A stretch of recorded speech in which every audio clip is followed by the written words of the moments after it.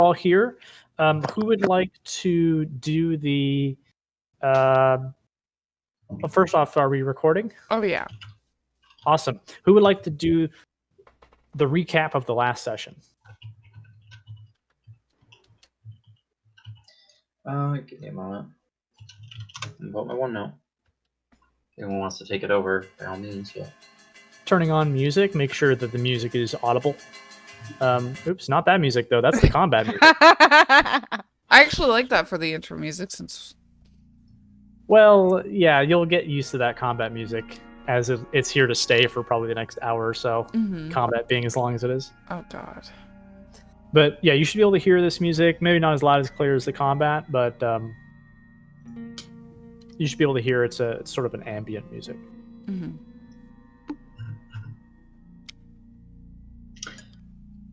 Okay. Sorry, I wrote up. Yeah. I wrote up this on Foundry. Okay. So you can be brief if you want to be. It doesn't have to be a whole ordeal unless you want it to be.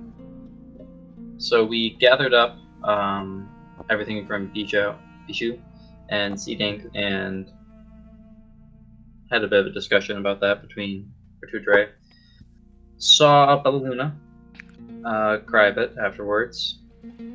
Went back and talked to Maynard. Got a lot of information out of him for irritating him enough to where he's like, go away. Got a couple more seeds out of that, I believe, which is cool. On the way back, we got, some of us were able to hunt, and other of us found plants, and found a large tembo stalking us. We attempted to engage unsuccessfully, as it is super freaking fast, and on the way back, we found an armed caravan being pulled by Kank, and after talking to them for a bit and repeatedly poking them, we decided to poke them with an arrow, and things have escalated from there. Yeah! Yeah, we're gonna die. It'll be great. All right. We also all had storytime nightmares, which was freaking awesome. Yes. Mhm. Yes.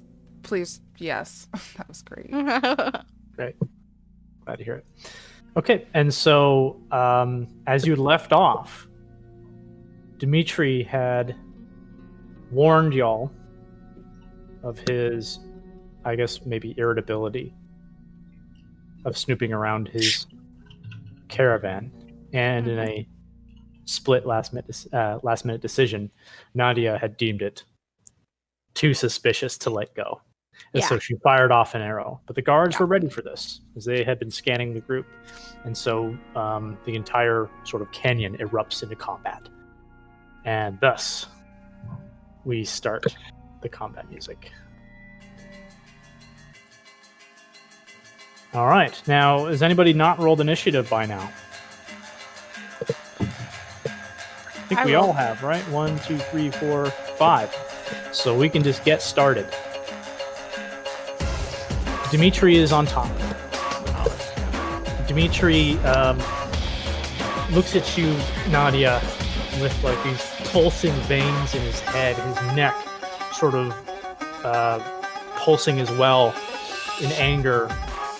He throws up a hand, and though you don't see anything erupt from his fingers, you feel a blast of force strike you.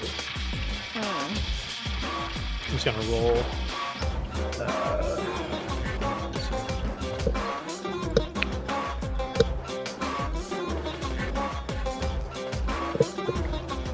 Okay. You take 22 force damage as he holds out a hand and blasts you with a 4th level upcast magic missile. This is psionic. 22? Yeah.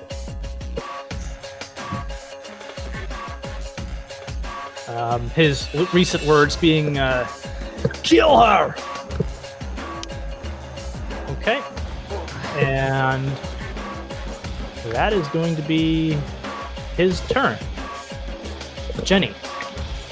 The guards are basically pulling up javelins ready to throw.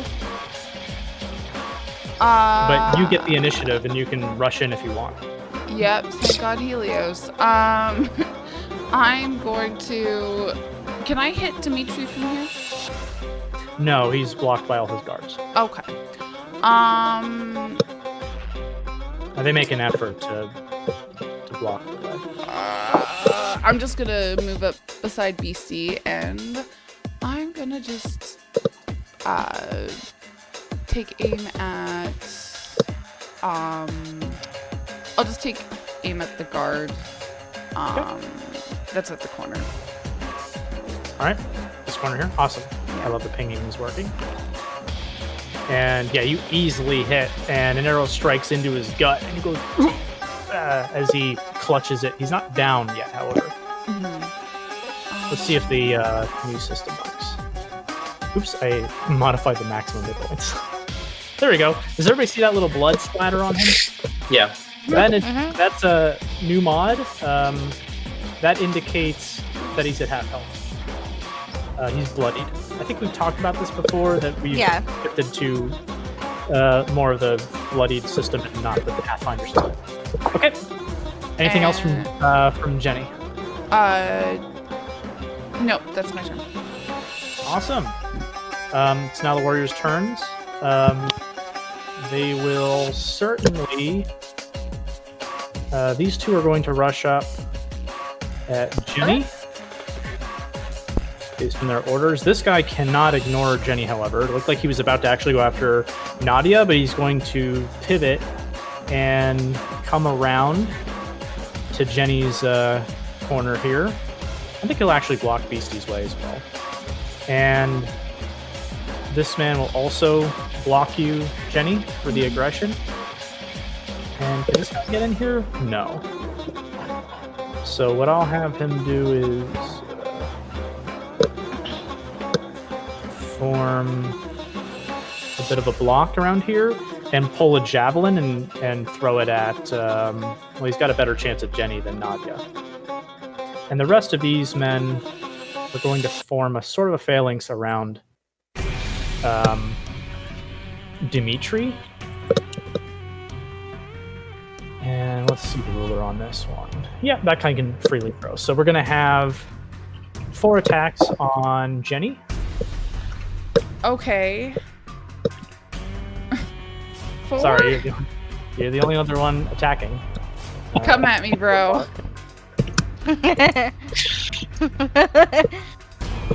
Don't steal all the kills, Jenny. Yeah.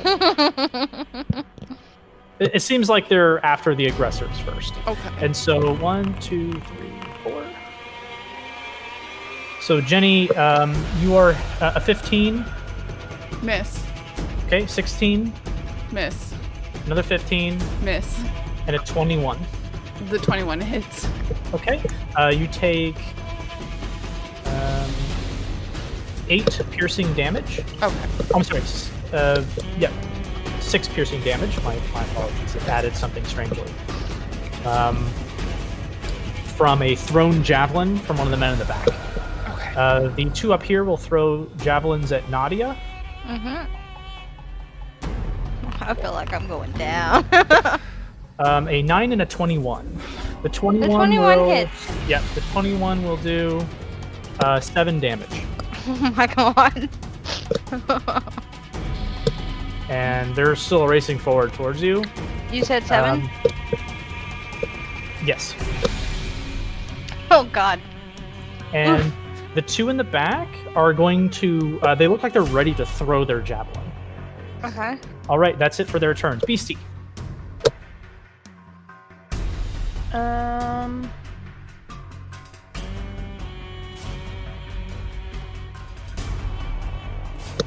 They're real dexterous, right? And I'm just gonna do a little bit of I'm gonna push these warriors out just a little bit more. To make this like more of a real functional, in D&D terms, phalanx.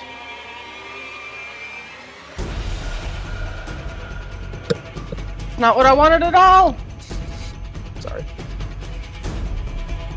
Alright, I'm Let me delete it now. Having trouble with the, there we go, measuring system again.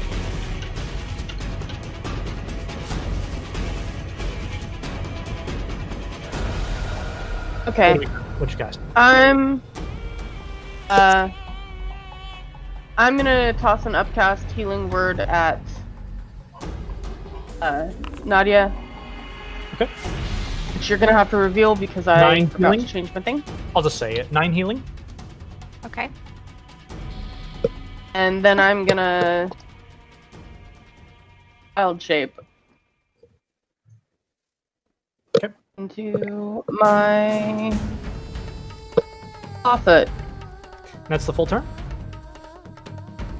Yeah, because I ain't. Nadia. I'm gonna fuck these guys up. So Nadia's gonna move right here, All right.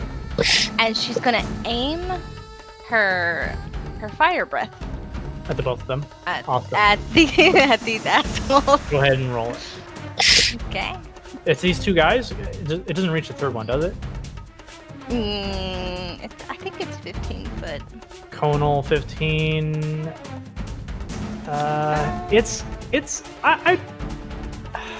It's real close. I'd give it to you. Okay. I'd give it to you. It's a little. I want to say. I'm gonna give one guy advantage because you see here, like, if you really want to hit the center of one side with the 15, you barely get the other one. So I'm gonna give one guy advantage. Does that sound fair? Okay. All right. So I'll go ahead and roll those dexterity saving throws. 1, 2, 3. The third one will have advantage. We have a 4, we have a 21, we have a 13. Okay. And it looks like the DC is 13, so we're going to have 2 successes and the failure. The failure is going to be the one closest to you. How much did they take? Looks like 9 damage. Yeah. Okay, awesome. I'll go ahead and apply those And now. then- Anything else from you? I'm going to run away. About right Remember, here. 21, so that was 21 movement. Were you here prior? Yeah, I was right here. Not measuring from there, because you went down first. So you would go down here, and that's Yeah, 15 expense movement.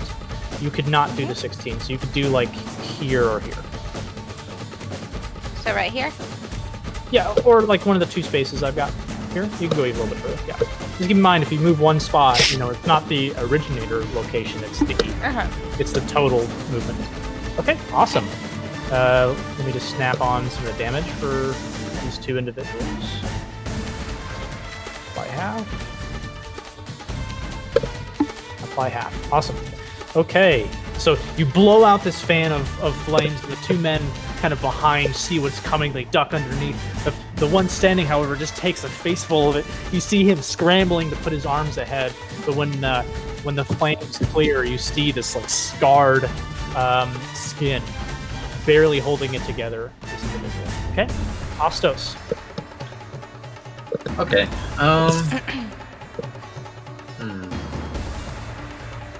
I'm going to, let's see if this will work as I expect it to. Oh, looks like it will. I'm going to use grease in the area. I'm drawing it out right meow. Right meow. Right meow. Also, Aaron, you have to delete my 5 from the turn order because it says I'm next up, but I'm not. Because I'm in there twice. Because I rolled initiative twice. Let's see. How do I end this? I don't see that. I do. I'm underneath Astos. Oh, interesting. I see it. Yeah, you're Okay. behind Dimitri, but also behind Ostos. Yeah. Okay, yeah, I'll just go ahead and there. You're hidden. Well, that's annoying. I didn't draw how I wanted it to, so I just re-ending it. So Oh, that you're area also- right there. No, you're good. Yeah, you're just hidden. So I'm gonna eat a bottle of grease over there. So all those guys need to make dexterity saving throws. Okay, the 4 individuals. So I'll go ahead and roll 4 dexterity saving throws. 1, 2, 3, 4. What's the DC? DC is 14. 14. We have 1 save and 3 failures. Okay. And so we'll say the one saved is closest to you. He is prone. I'm sorry, he's the one who's not prone. I had it so that these 3 others are prone. 5, 10, 15, 20, 30, right there. Move right there. Actually, I'm going to change that. I'm going to move like right here instead. Okay. That's it. Okay. And next is Zerdos. Gonna move over here. Have you moved there, Zerdos? You become a target of one of the men holding a javelin ready. Okay. And so one will throw them at you. And he hits a 9. So you just sort of twirl around and it whizzes past you as you come towards it. All right. I'm gonna take a swing at that guy right there. Can you ping him? Just hold down the mouse. There you go. Yeah. Perfect. Go ahead and take your swing.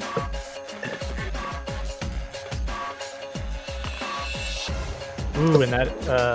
Okay, can you roll a confirm? What weapon are you using your warhammer? It's my hammer, yeah. Okay. Just And this is just made out of stone or bone, right? This isn't like a special obsidian one? no. Okay. What is that plus your... this is like as if you're doing the attack, so you can just roll another attack. Oh, okay. It would be. Does that look right? Yeah, it looks. So that is a confirmed failure, and so, God, I'm sorry. The Warhammer. This is Dark Sun. So as you go to bring down your, what is it, bone or stone? It is stone. Aesthetically, stone. Yeah. You bring down your stone warhammer. He raises up the shield and it shatters off of the shield. Fuck. Fuck indeed. Damn it. Okay. Real quick, does he have Bijou's weapon? I do. Okay, that'd be pretty obvious. Yep. So you can use an interaction. Just pull that puppy out. Okay. I believe that is a two-hander. So that It is, yeah. We're using I a would- shield. I You would gotta drop the shield. Or toss the shield and grab that great club. Yep. And Just so you know, for tactic-wise, you can use an interaction to put away the shield now, and then the next round you can just use an interaction to pull out the weapon. You don't have to drop the shield. actually, I'm not going to put the shield away. I'm going to keep it. I'm going to drop it next round, so I at least have it on for a round. Okay, before it's my turn again. Fair enough, So, man. Makes sense. I dig it. And yeah, that'll be it for me. Cool. Poor Cam. So next is Dimitri.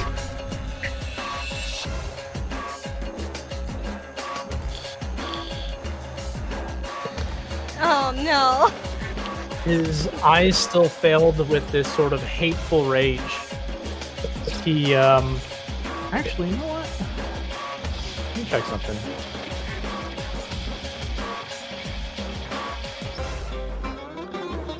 Yes. All 5 of you, I'd like you to roll a... Let me check here. Wisdom saving throw.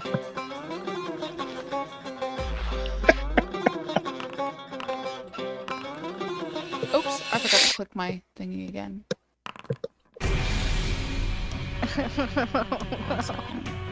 Hey, Aaron. Yes. Is it too difficult to like drag a token of mine so I can see what's going on? No, not at all. Let me do it right now. Thanks, man. Oh no. Yeah, please let me.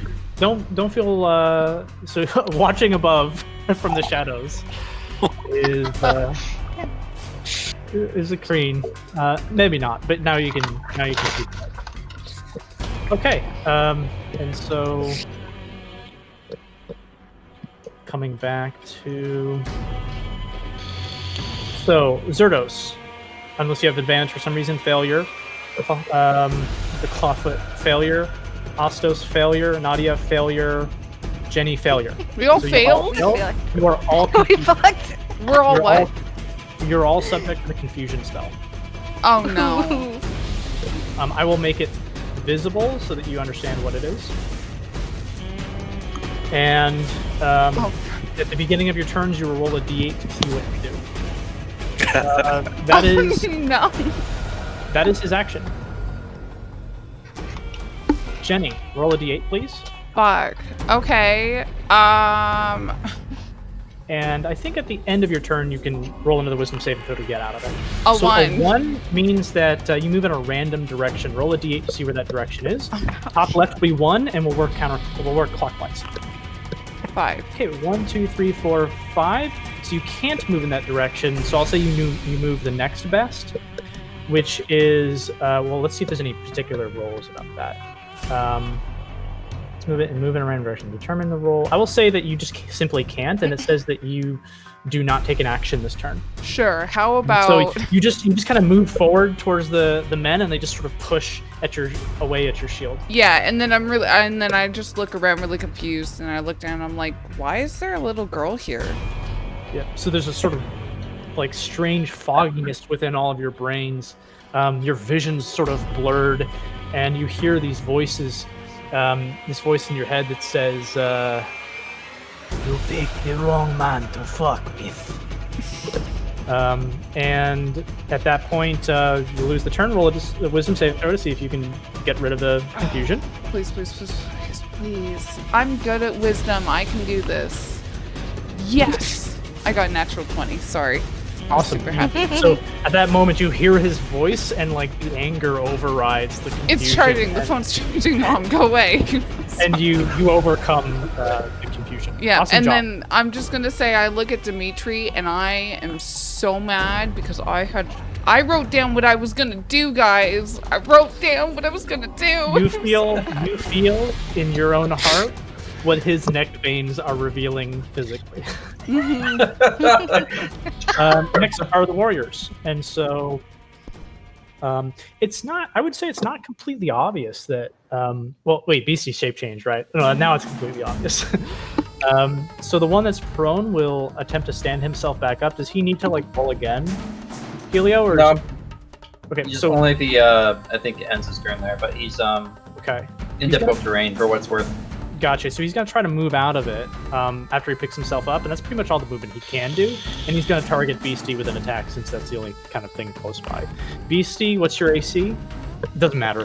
13. He like tries to. He just sticks into the dirt as you easily dodge out of the way. This man over here is going to move, and I'm going to go give a 1d4 or 25% chance that it goes after.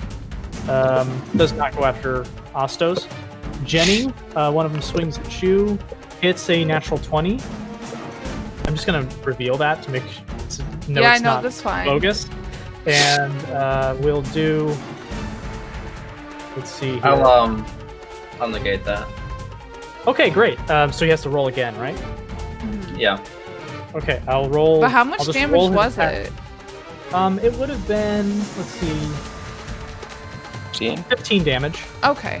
Jenny wouldn't Yeah, have that been would've- down. She would have been like It would've pretty, hurt pretty a lot. hurt.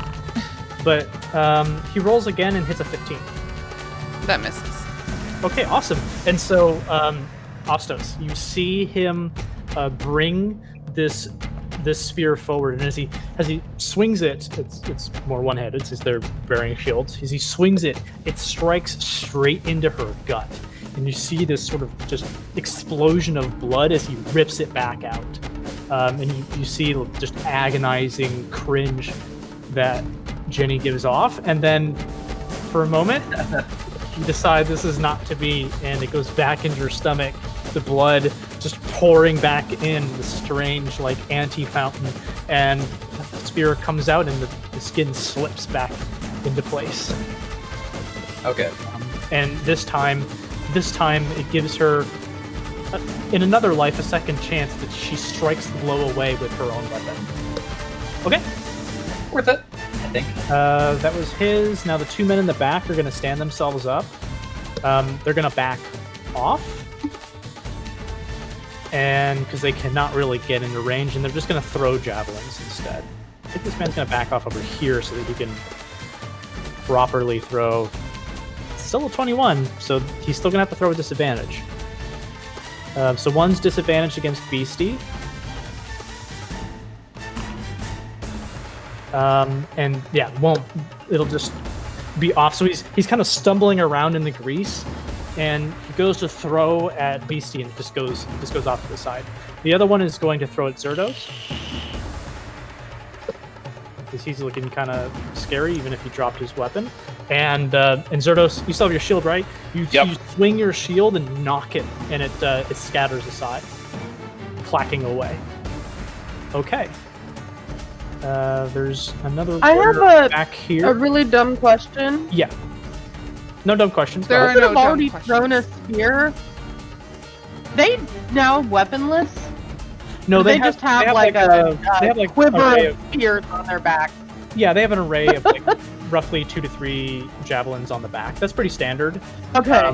So, yeah. And this one, he's going to move. He's going to get stuck in over here. And I'll let the dice decide who 1 and 2 go after Beastie. And he's going to hit a 14. I think that hits a clawfoot. Yes. Okay. And he will do 5 damage, piercing. And now these 3 men around Zerdos. One of these is going to go back and actually go after Nadia, since he's not...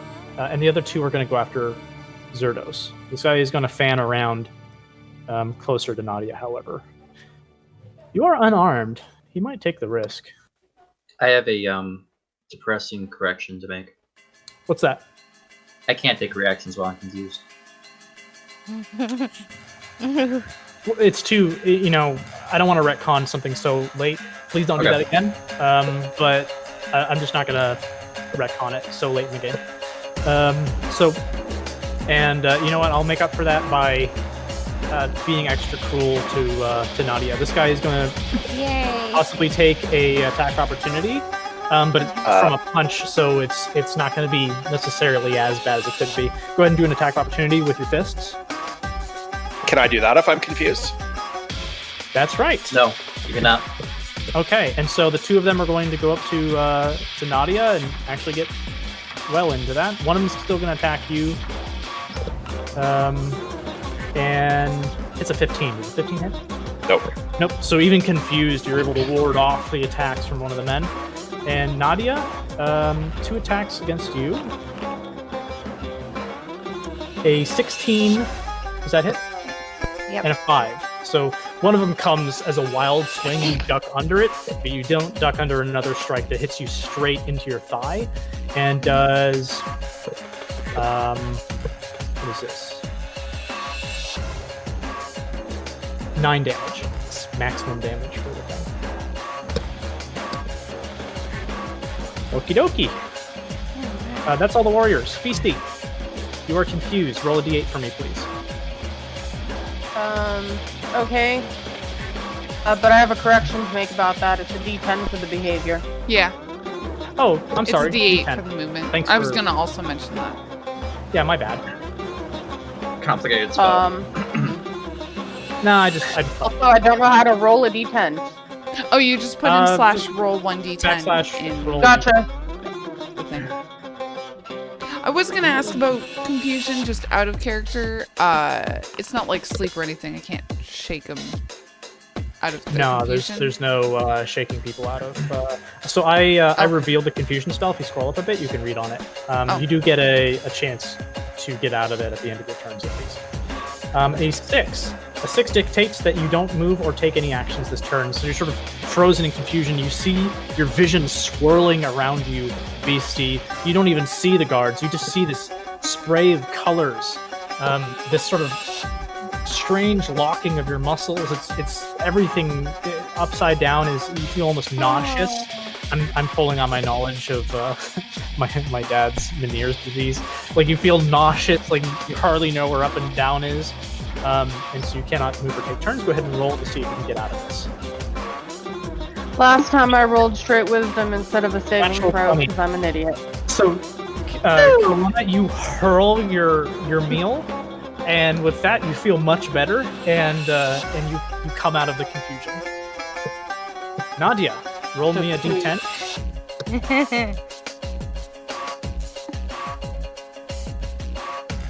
And then roll me a wisdom saving throw after that. Awesome. You can act normally this turn. And you said wisdom? Yes.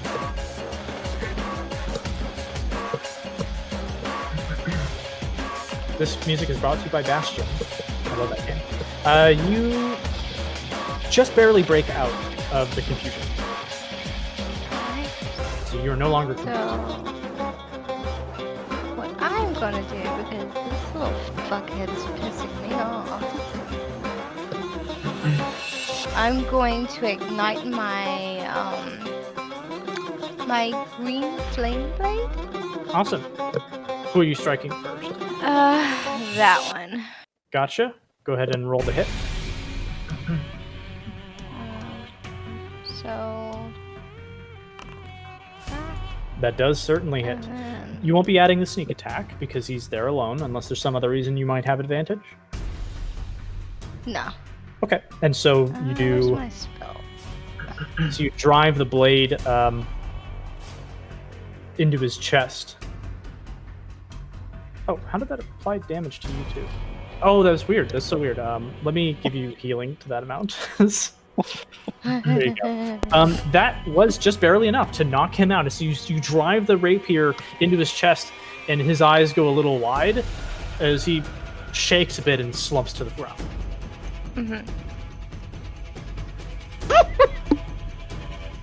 And then Sorry, the dead overlay is. Right. That's I'm why I was laughing at Nadia. I'm gonna let Dimitri use a legendary action as a response.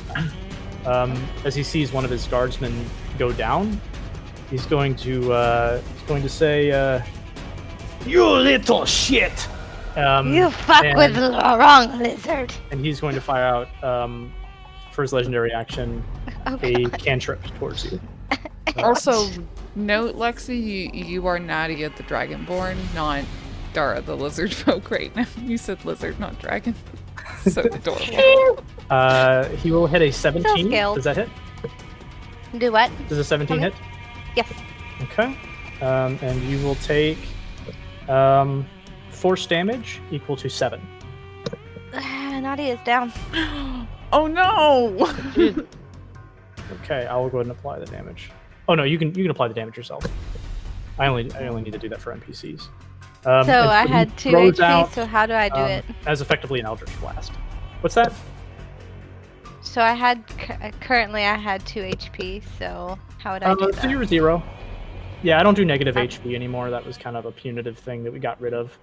But you will have exhaustion if you come back up. Okay. I like the if you come back up. Yay, I'm on death saving throw, guys! No! I really hope Okay. Astos attacks me. Because this is turn next. I really want to see how Alright, this works out. that was Nadia's turn. Just he had a legendary action. Anything else, Nadia? I mean, I guess not, right?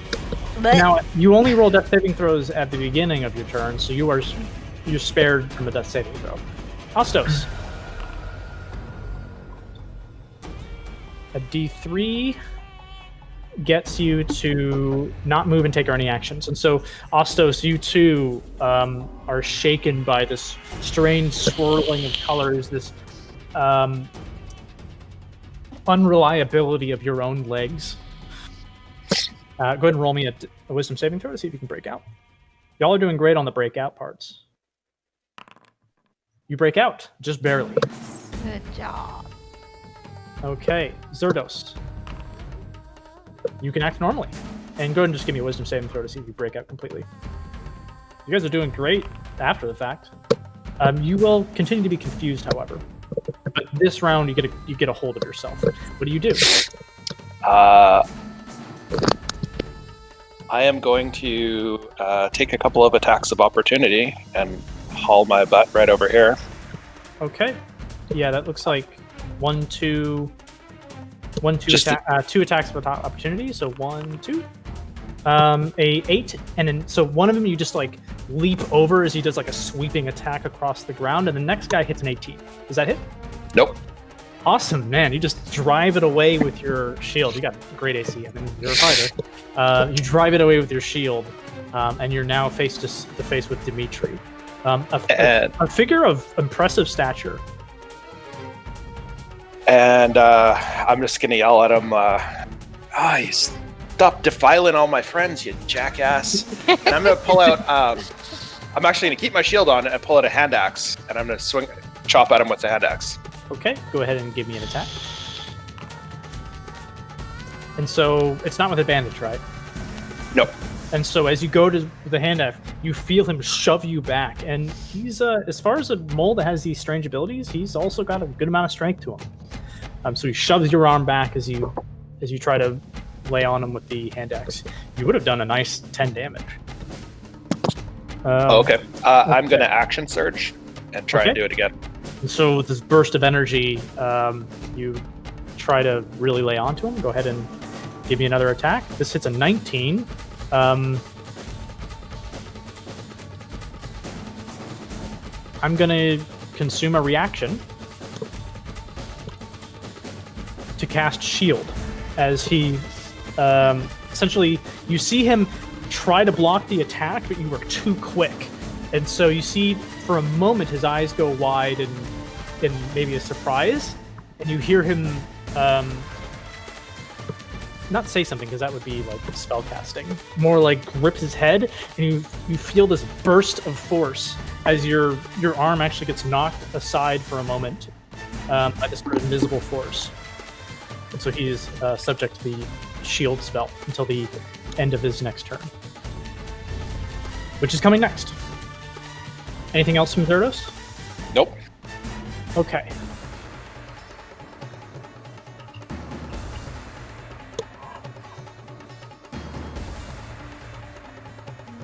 I'm thinking here. Question about the move and act normally. Does that mean for the until it's my turn again, could I take a reaction, or am I back to confused state? Well, in your case, you failed to get unconfused. Was it this? That was this round, right? Because we did it ahead of time. But if you were to come out of confusion, I would suggest that you have your reaction, because it's no longer on your turn anymore. You've absolved yourself of the confusion. However, you are not in this case, and so he is going to let's see.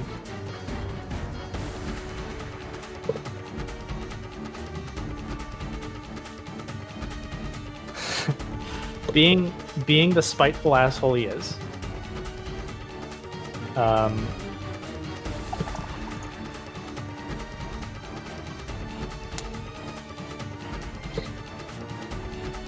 Yeah, okay. Being the spiteful asshole he is going to, as he's sort of pushed you aside, Zerdos, you see him starting to back away, his eyes still burning at Nadia for her insolence, and holds out another hand. No!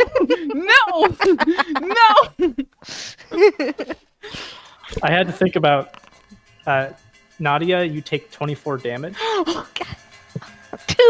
What is your total hit points? My total, I think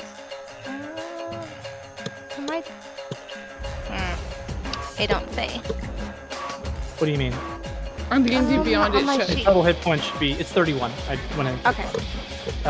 So it won't give you instantaneous death, which is good.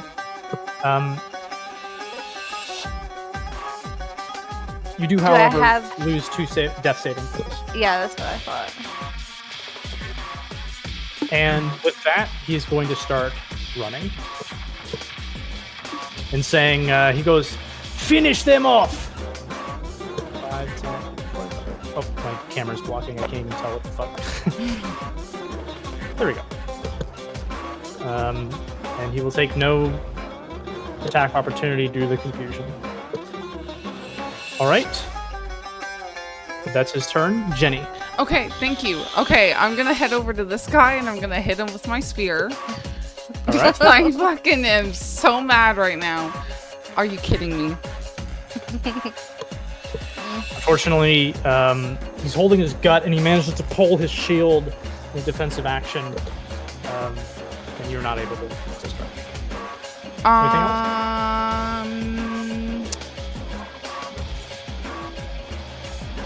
Can I move over near to Nadia without taking an opportunity attack? You would. Oh, you can swing around her. Yeah. Yeah. Like, can I move Yeah, like here? Yeah, absolutely. Okay. Can I You actually can stand? like go up one. Can I square stand and like go right here where Nadia is? in her square? Yeah. Anything you do will be disadvantaged. But yeah, sure. Okay. on the Yeah, ground, I'm you're just definitely kinda like standing standing protectively. In Just front for the of her. purposes of making the tokens accessible, can I put you up here? Yeah, sure. Okay. Or like over here to, I don't know. Sure. That works for me. Okay. Anything else? Is giving a healing potion to somebody a bonus action? It is a bonus action for yourself and an action for others. Damn it! I got that The mixed reasoning up. being that it's Nope, easy for you to don't just worry. put your lip. No, if it's there's fine. something I you have to just bend like down. I got you it know, mixed up. minister. Yeah. Yeah, I got it mixed up. But yeah, I'm just standing protectively in front of Nadia. Okay. That's my turn. Do you not have? Never mind. I And won't. so, the guard that stands next to her goes to drive his spear down. But I'm standing in front of her, so it'll hit. Yeah. It'll still hit her. Oh. You're not like giving her total cover or anything. Oh. And he hits an 18. And that is your final death saving throw. Yeah. Nadia, I always like doing this. Nadia, if you, before the spear strikes, if you have anything you wanted to say. No, I don't want to make it sad, guys. I don't. It's up to you, but if Go ahead. I guess she's As just you going to begin to reach throw up blue weakly and like grab Jenny's like ankle. Yep. And then just slip. So you see the guard go in, and you see her eyes. Nadia's eyes flutter a bit. Jenny, you feel this weak grasp on your ankle, her hand slipping. And as the spear drive goes into her chest, it slips down back onto the ground. Jenny says, "I'll see you again." Nadia is dead.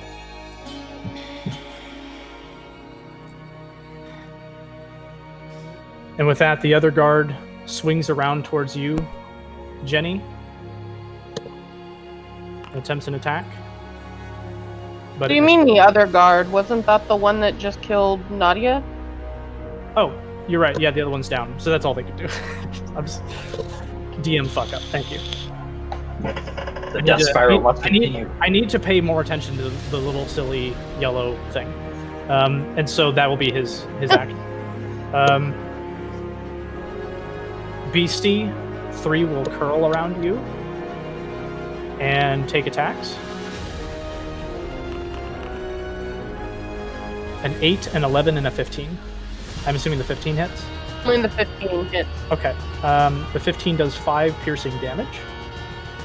As Okay, I more revert. spears fly towards you, and you manage to sort of like pop up away from one of them, but one manages to get a glancing blow, and you just fall back into your original form. Astos, one comes towards you and hits a 12. That will not hit. Awesome. And Zerdos, 2 come around you, and 1, 2. You easily deflect the 2 attacks with your shield. All right, that is all of the warriors. Beastie. Since I am back in my own form, I'm going to upcast a thunder wave. Nicely played. Go ahead. That's a Constitution saving throw. 3 of them. 4. 2. I can hit him. Oh wow, it's 15. He's up to you, and he 16. is 16 feet away. He's safe. Also, you just feel your robes like flutter as like behind you as real R. Kelly style. Ah! And as the rest of the individuals get blasted, I don't think this guy gets hit though. Yeah, not him. So, but it will hit. He's 16 feet away. It will hit 4, as you say. Good catch. Let me do an additional I con see. save throw. How do you So just get fucking What's your DC? speared and scream and... my DC is 16, I believe. 16 is quite nice. That's very nice. Are you sure? I have a +4 to my wisdom, so Hold it on, should mate. be I should be able 16, to- right? It's a 14. I'm getting it straight from your thing because it's 8 plus modifiers. DC. You might be thinking of like ability modifier or something. Is that So what I'm thinking there? 14. So 2 saves and 2 failures. In the event of a save, let me open this up. Is it half damage or none? It looks like it's successful. Half damage. Got it. Yeah. All right, and so I'll go ahead and apply those damages, and let's see. So the guy to your left is one of the ones that got halved, and you see him stagger as he gets knocked away. The one on the top is the one that was halved, and you see him stagger as well. And then the one that was to your right, he gets blasted away, right? 10 feet? Yes. His body is thrown away from the blast, landing prone, is it? And then this one, yeah, gets killed instantly. He just I'm not prone. his body thrown. Oh, okay, not prone. His body thrown away. His corpse blown away from the blast. Okay, awesome. Anything else? Dust sort of like settles after a few seconds.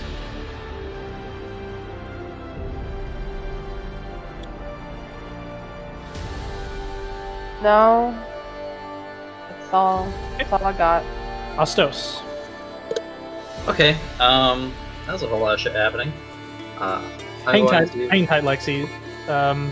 We'll have something. I'm going to drop concentration on grease first. Okay. I'm going to wrong thing. Gotta select 5, 10, 15, 20. I'll take an opportunity attack. Okay. 5, 30. Opportunity attack hits a 12, so you just sort of like cower and duck away from a horizontal slash of the spear. Yep. And I'll throw another bottle of grease, and I will reuse this silhouette that I was just going to reuse. Yeah. Okay. My bad. No, it's all good. I can't even Control Z it. It's done. It's all good. I'll remake it. He's gonna be at the tip of it, so there's gonna be a lot of grease going down. I'll redraw it, and I'm gonna shout. How many people are rolling decks? I can go ahead and get that done. Just Yana. Oh, you're okay. Him. Got it. Yep. Now he 14. would fail, but I'm going to use a legendary saving to automatically succeed. He's still in difficult terrain. And I'm going to say, "There's no escape from the Langston family." And Like, give me an insight check. Shit.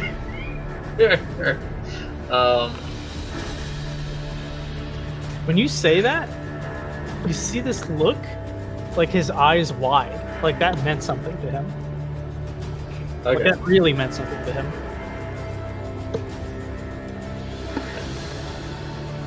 All right. And that's my turn. Okay. Zerdos. You're still confused. Go ahead and give me a confusion D10.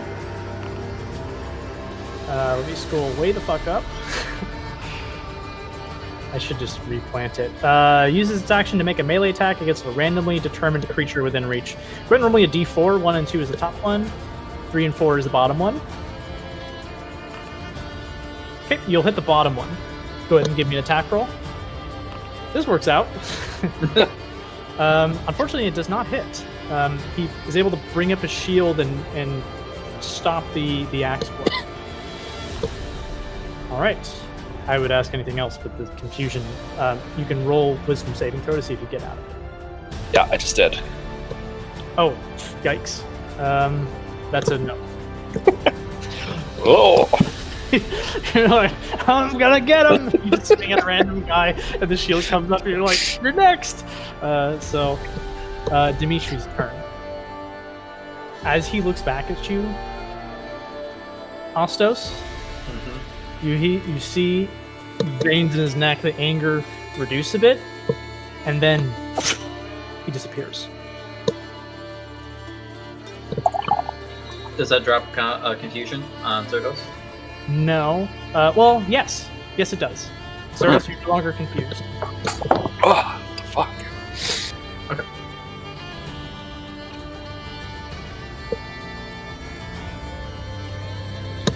Okay. We can, if you got anything up your sleeve, we can maintain one more round. Otherwise, what do you got? Jenny. Jenny is going to wipe away tears from her eyes. Oh, I'm sorry. There's that still she hopes- guards here. I don't know why I did that. There's Yeah. still guards here. I was gonna say Jenny wipes away the tears from her eyes that she hopes nobody sees, and she walks over to hit this guy and says, The one that did the killing blow. killed my Nadia, and I'm gonna fucking stab him in the face. Nope, I'm gonna fucking miss, and I'm gonna I'm get. gonna give you. You know what? I'm gonna give you fading inspiration for this because I really feel like this calls for it. Roll me one more time. Oh wait, did you already roll twice? The first one was a 22. Oh, was it? Never mind. You don't even need the fading inspiration. Okay, cool. Yeah, you rolled twice. I think maybe accidentally. Yeah. And I looked at the second roll. I always take the first, so I don't even need to No worries. push the boundaries. So, you just because of I'm of going this to scenario. Give me how you do it. I'm going to spin my spear like a baton, and I'm gonna stab him in the stomach with my obsidian spear, and I'm gonna eviscerate him. And then I'm going to like throw him onto the ground and just look at Nadia and go prone. Give me a intimidation check. You can make it strength based if you'd like, just because of the display of that you did. So, Brute force. if you roll it, just let me know if you're doing it strength based, and we'll, and then tell me the difference between your charisma and strength modifiers. Oh god, that's a lot. Go ahead and roll. Go ahead and roll first, because if it's extremely high or extremely low, then. Okay. So, and then what's your strength modifier? +1. Got it. So it'd be +4 normally. Right. So as you go to strike into him, it goes into his stomach, and he looks at you with this sort of look of fear. And he looks like he's trying to say something, but at that point you don't let him. You eviscerate him. Yep. And his intestine falls out as he is thrown aside. And you go over to Nadia, who looks, I mean, obviously deeply wounded and has passed on, but looks to some extent peaceful. That's my turn. And the intimidation check against the fellows, because this is the third death, and that was a brutal one. So let's go ahead and roll for some. I'll make these wisdom saving throws. Actually, I'll make them charisma based. Charisma doesn't get enough love. 1, 2, 4. How many other? 1, 2, 3. 2 near Zerdos don't notice, but the 3 near you would. Yeah, the 2 wounded ones. You see their legs shaking in fear, and they look like they've dropped their weapons. The one that's unwounded looks fearful, but is still got his arms. Okay. Anything else from Jenny? I think that was it. You felt prone. This one is going to. The 3 are actually going to try to make an escape. I need to pull my shit down. put him back where he was. Is the grease visible, or do they have to make a check to see it? There's no check associated with the spell, so it should be visible. Okay, so Then they've already seen it on the kinks, so. Yep. Okay, so he'll run. Zerdos, normally you would have an attack opportunity, but in this case you do not. And then this guy is going to run, which is going to incur an attack opportunity from Beastie. But that does not include a cantrip unless you have that one type. Okay, sure. Yep, and then this one's going to run as well. And Ostos, you have attack opportunity if you want to like punch him or something. I'm gonna aggressively like kind of push him, like Yeah, you can do it. You can do a shove. Actually, shove can make people prone, so you could actually stop his movement to some degree. They're shoving the other guys next to Zerdos. I allow shoves and grapples as tax opportunities. So give me a athletics check. Oh god, this is a -1. Beastie, you almost get him, but you couldn't slice past his armor. It's still opposed, so maybe you'll get lucky. I have no idea what it is. You did not get lucky, and so you try to shove him down, and like for a moment, his legs kind of like do that thing where his arms are like, but he manages to catch himself. Okay. Keep running. So no shove, unfortunately. The two near Zerdos look like they're fighting for their lives because Zerdos is a big beefcake, and that's how it's going. So they're going to attack 1, 2. I had a quick question about the attack of opportunity because my confusion was gone at that point, right? Because the guy teleported away. You're right. The first wounded one would be the first one you could do it to. Unless you have multiples, you can't. Go ahead and roll an attack opportunity for this one in particular. Unfortunately, it will not hit. Okay. Yeah. So you just sort of clang it on the back of his armor. He's still got some armor on his back, and so you strike against that, but the hand axe does not go through. Thanks for calling me on that. Beastie? Oh, and 2 strikes against Zerdos don't make it. You're too heavily armored and too well trained. Beastie, you can see that the battle is starting to turn into a run. Okay, 5, 10.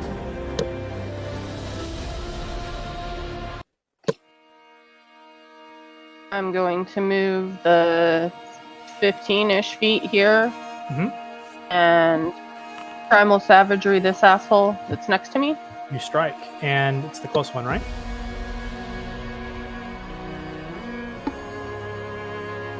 And so a rake of your claws that sort of extended strike through, even through his armor. This sort of acidic splash occurs from the nails being drawn, and you can hear him cry out in pain. Okay.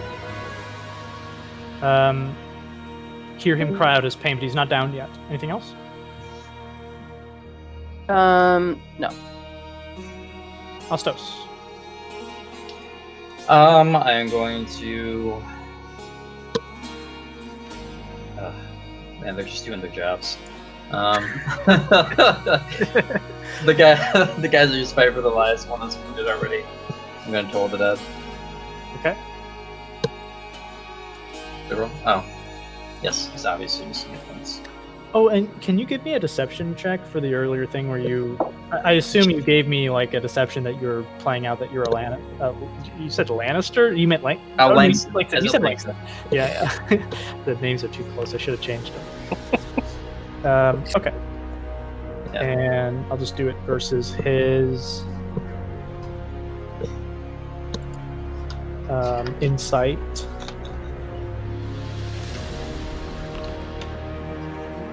Okay. Yeah. Everything I said still stands. All right. Were you doing anything? You told the dead? Wisdom saving throw 14 on the wounded one or the non-wounded? Yep. Wounded one. Perfect. Constitution, is it? Or was it... No, wisdom. Thank you. He fails. And as he gets slashed in the back, you... How do you want to visualize this? As like BC slashes him and like the wounds start to like bleed through in the armor, gets shredded. That just kind of like looks at her and his eyes just get larger and larger, like he's seeing something horrific as his skin starts rotting away. Okay, and so he slashes in the back, he twirls around and sees what Beastie has done. Before he can raise his weapon, however, Beastie, you just see his eyes go wide and he starts to choke, and his like skin starts to fall away and he just collapses. And it's like necrotic mess. Okay. Zerdos. You have one foe before you. You gotta roll the d10 because of oh no, you don't. You do not. No, I'm out. So I'm gonna take a chop at that guy. Okay, and that hits. Did that roll the damage as well? I can't tell. It does roll damage. It's just a little. He's just not quite bloodied though. All right, and I'm just gonna yell at him. It rolled the minimum. Yeah, I'm gonna yell at him. You better run with the rest of your friends. Sure, give me an intimidation with advantage this time because now he's really alone.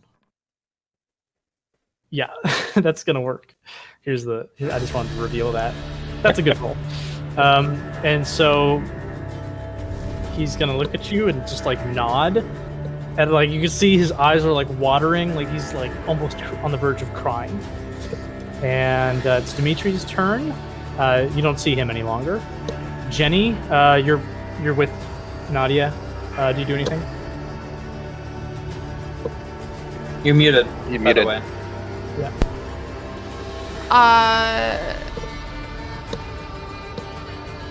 I don't know what to do. It's understandable if you're kind of with Jenny at the point. It looks like the combat's practically. Yeah, I'm just gonna have Jenny like Nadia. take out the greater healing potion that she was gonna give Nadia. Oh no. And just look at it while she's kneeling in front of Nadia's body and just say, if I had only gotten here sooner. And that's my turn. I'm dying. I'm gonna give you a well, combat's already over. I was gonna say I'm gonna give you a fading made the DM And sad I sent inspiration. the picture to Nadia, but I wrote it down. By the way, I keep writing down battle plans. Oh no. I hate you, Aaron. Okay, I know. And so with Warrior's last turn, if Beastie and Zerdos allow it, he is going to run for his life. Do you allow it? I'll let him run. Okay. Beastie, do you let him run? Which one? He's unconscious. No, there's one left. I pulled him down already. Oh. Yeah, he's over here. No, he's this one. I made him dash. Oh. The others are like real far gone. They're okay. like wait, they're waiting bad. all over you. Okay. There. Oh. Wouldn't. Technically, this guy would be like here because he has to kind of go around the stuff. So it's up to you. I'm just saying, like, if you want to take an attack of opportunity, you can. Yes or no? Yeah. Okay. Yeah. Fuck him up, Beastie. So Zerdos Yeah. is going to give him a mercy. But Beastie wishes not. You do actually manage to strike.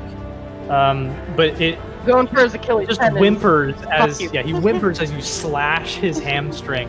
And he starts to like limp away as fast as he possibly can, like crying and like, I'm sorry, like that's gonna be his action to run. Beastie, it is your turn again. I mean, you probably could kill this guy if you wanted to. Do it, Beastie, do it. Like growth far away, no escape. I need to reevaluate the alignments of this group. Jenny Bunny carries her way. She wanted to kill him.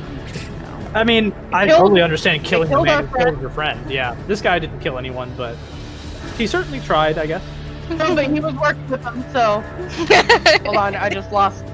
What? You work for the wrong employer, motherfucker. Hope you have a good health plan. One that covers death. Good. Great. Dismemberment's on there, right? Okay, what you doing? Thorn Whip? Oh yeah, that's gonna hit. Yeah, yank his ass back. And it's not with advantage, so it's not gonna crit. It only does the 1 damage there. But you do pull him towards you.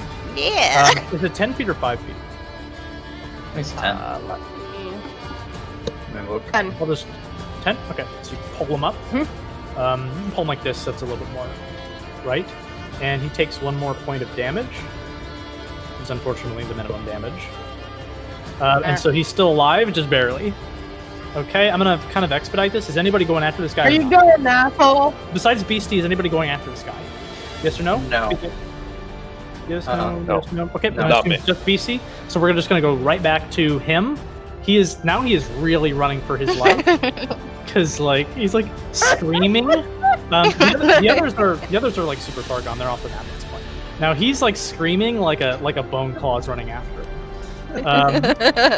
He's like, help! Like it's not even making sense, you know. Now BC, you can try to catch up with him if you like. Go ahead. How far away from me is he? You can use the measurement tools, but if I grab the measurement tool, he is 75. I can't see; it's blocked by one of the views. Great. 74. So I can move to here. Can't you campfire him or something? Sorry. That's not a spell, but that's what I call it. I'm letting you blow off steam. You know, someone just died, so Just use the normally I'd be like, campfire "Come on, spell on guys." him. I don't know what it's called. Penny But- doesn't know magic. I understand the blood. So, yeah, you can do it at this range, 60 feet. He's got to make a dexterity saving throw, which he fails. And he will take the full damage. And so, as he's running away, he's like, and then fire just envelops him, and he screams in this like haunting, wailing noise, and then slumps into the fires. I just hold Nadia's hand. I'm like, see, Nadia, Beastie got him. Okay. I'm terrible. I'm gonna stop the music now. And yeah, what you're left with is a number of dead guards. Couple questions. Yeah. One, is the cart still here with the kank? Yeah, the cart's been left behind. The Interesting. tank, I feel like, would probably scatter in combat. Let me just roll That's- like a D20. Yeah, it rolled a 2 on it became unnerved and basically just flew off. Those things are pretty fast when they want to be. That's fine. And secondly, I want to see, like, looking over at my grease, are there footprints and are they going away? Because I know what he did. Because I can do it too. Give me a survival check. I guess, yeah.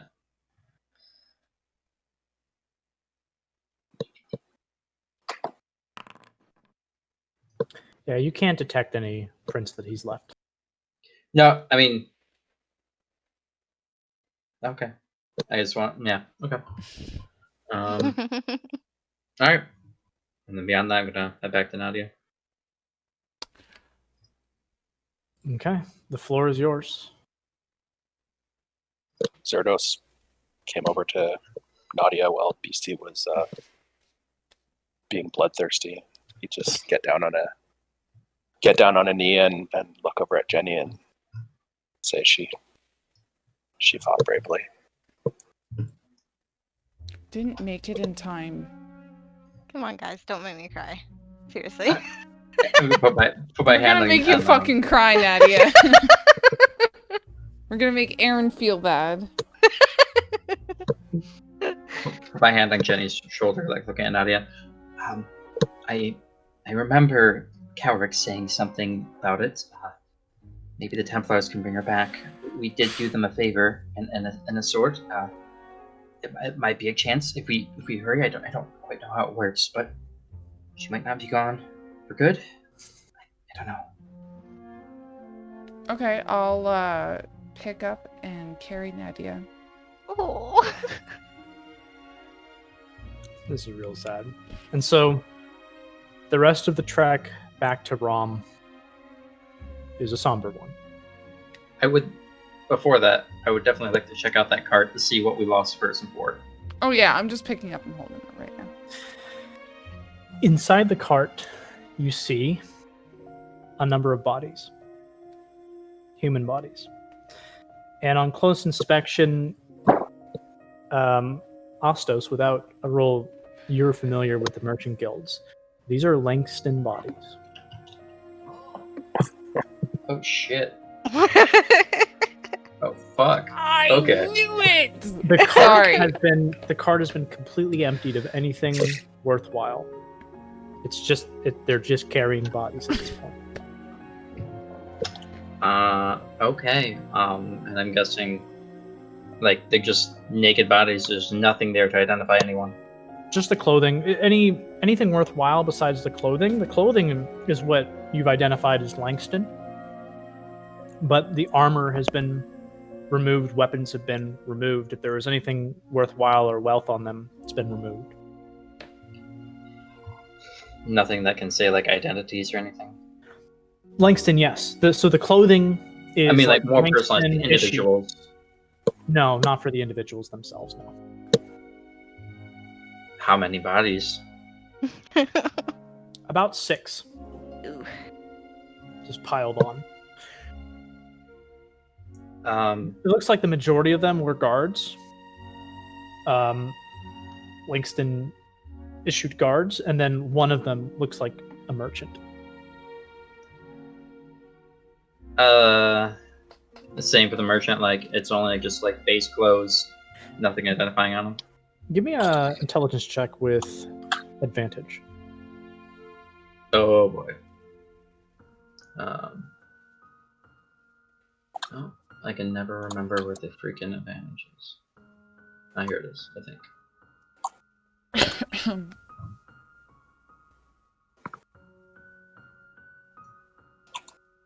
Also, to insert advertising, D&D Beyond is super awesome because if you use it with Foundry, you can actually click on the dice that's beside the private GM role thing, and then that's where you can find the advantage. D&D Very Beyond is an excellent tool to handle all of your D&D needs. Yeah, Very helpful, actually. Okay, Thank you. calm down, Sam. I You started it. recognize this man as the one that scoffed at you earlier on your travels. Ah, The merchant who scoffed at him? You remember, right? I do. Yeah, That's all that when matters. we were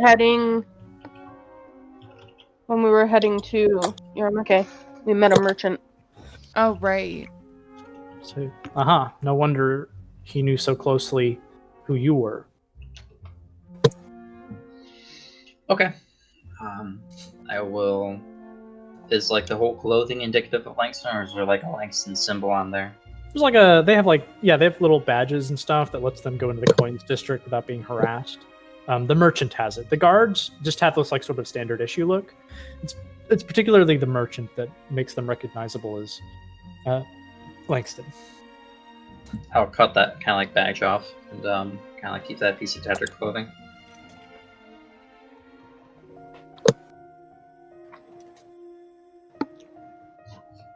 Okay, so anything else that's done in this particular area? I'm good. Okay, so we're going to transition to Rom at this point. Oh, it's layering music. I'm just going to stop that because we're still in a bit of a mood. And you reach the city of Rom. And you're sort of free to do whatever you wish. It sounded like you wanted to go to the Templar district, specifically to Bella Luna, was it? Yeah, if we could find Alec first, and then I'm approach really Bella Luna. uncomfortable playing Alec. I don't want to play other players' Perfect characters. time. So when you say that, like we're gonna handle it by no RP and just like what are you trying to get across? So He would be more in touch with them as opposed to us going to the gates like, bring us Bella Luna. We can so always. when you how go to the about, Templar district, you don't see Alec firsthand. You don't see him around. Yeah, I was gonna suggest. How about instead of, we'll just always say that whenever we come to Rom, Alec isn't here. He's always somewhere else, you know. So how about we just have Calric as our contact? You know, we'll go to There you go. the Templar district and we'll ask for Calric. I think I even mentioned when somebody looked for Alec with Bella Luna, she said, I haven't seen him. Okay. Mm-hmm. Noted for going forward. Yeah. Okay. Yeah, we'll definitely looking for. Yeah, we'll go look for Calric, I guess. Okay.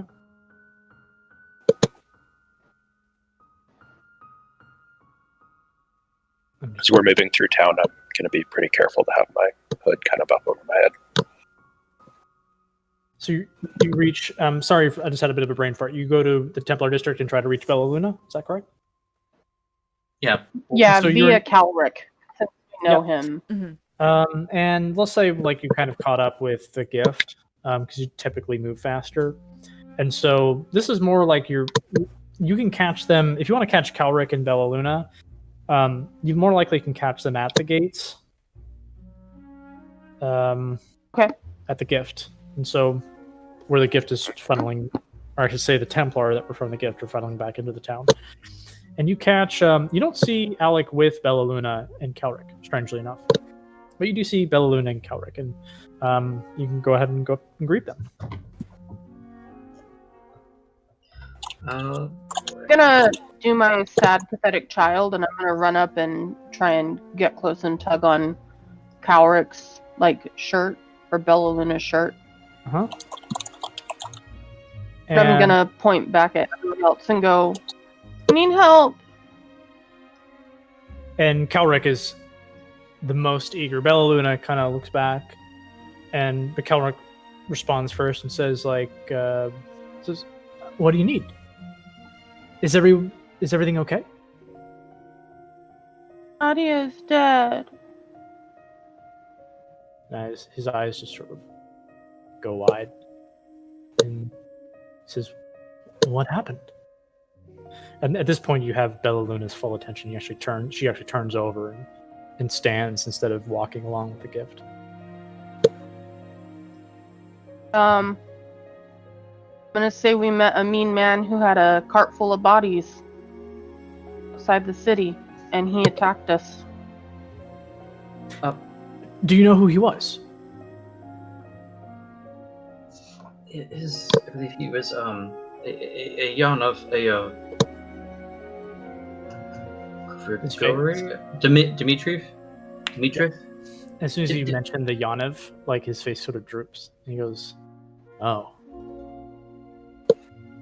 And Bella Luna, he becomes quiet, and Bella Luna says, "We have no power over how the official district handles themselves. Unfortunately, we cannot bring Dimitri to justice, regardless of what wrongs he's done." That's not what we want. High Templar, and she looks confused. And what do you want? Could you bring her back, High Templar? With the power of Abalache, is there anything we could do in return to?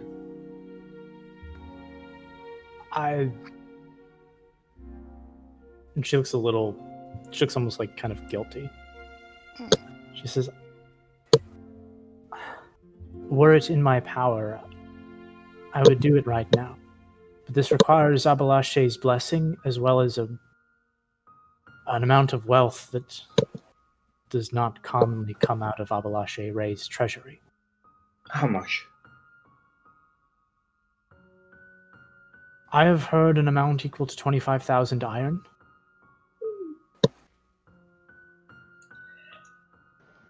Oh. Well, is there any way that instead of paying that amount, that we would owe you a favor that doesn't come lightly? The High Templar gain Abalache's favor in the form of power, but that does not mean that Abalache Ray owes us a favor. I'm afraid to even ask her the question. I may risk my own life in doing so. I see.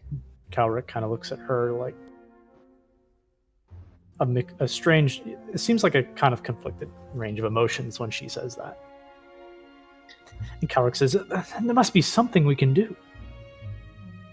It's possible, right? How long must we wait? Can we keep her somewhere safe and get this sum of money together?" Bella Luna says, "I'm not aware of limitations. It's a powerful spell. It's not even something I own myself. I borrow Abalashe's Ray's power from day to day, but this power I don't even borrow on my own right. It's something I must ask for, an intervention of her own.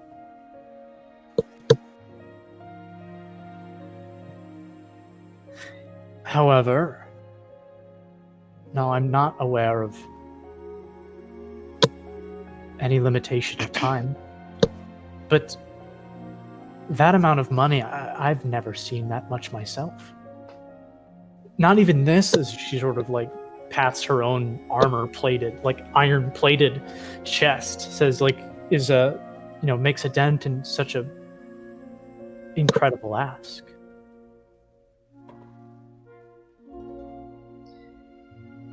I see.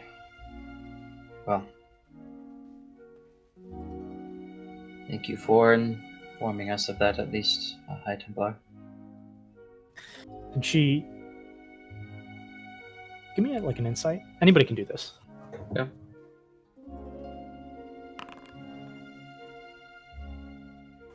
I gotta pull open...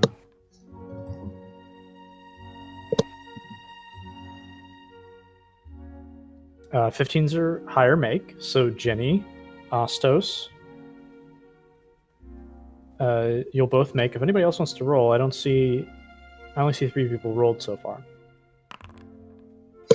Zerdos, you just barely made. Y'all are rolling good. Unfortunately, not Peregrinus. So those that I just named, you see just this, while she seems to maintain this sort of cold exterior, there is just a slight glassiness in her eyes and a slight hesitation in her shoulder, almost as if she was reaching out, but she holds it back and says, I'm sorry for your loss. I'm afraid that I myself am responsible for putting you on this task, that you went with Alec, and this resulted in, or this was the result. It's not your fault. We all make our own choices. I will look into the treasury and see that you are rewarded for your efforts, as much as we are allowed to. Thank you for your sympathy and the reward as well, High Templar. It's a token sum, and seeming unsatisfied, and says, I must carry on. Goodbye. And Calric just sort of lingers there, sort of like there's something, right? But eventually, when Bella Luna gets a certain distance away, he sort of waves off and gives a lingering look at Nadia and then runs off. Okay. Zerdos would look at Jenny and just ask, I don't know the rights of your kind. Is there something we need to do to honor her passage? DM. The Dre, like many, can do burial. They have a lot of rights that talk about, well, when Dragoth returns, you will be reunited. So you probably skip that part, unless you're a believer, in which then you would say like Dragoth guides you, sort of to the underworld where you and him can burst through the mountain when the Coruscation comes, right? But otherwise, it's sort of like you give her a burial and say nice things like people often say. Well, I'm just gonna say that. Well, if Nadia wasn't Nadia, we would go through a whole funeral session, but she wasn't the Ye Dragos type, so be nice to bury her underneath a nice tree, but maybe where Maynard Maynard lives. I'd ask him. I'll let you guys think about that as I give you a 8-minute break. 3:10. Well, my time. 3:10 my time. 8 minutes from now. Go ahead and get whatever you need. Take a break.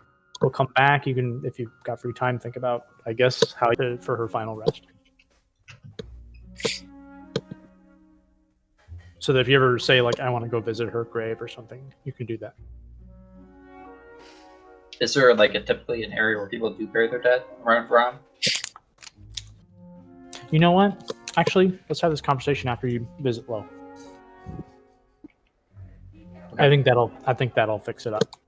So maybe the first thing is not to go into your downtimes, but to actually go tell Low about this. Does that sound fair? Mm-hmm. Okay. Go ahead and drive, guys.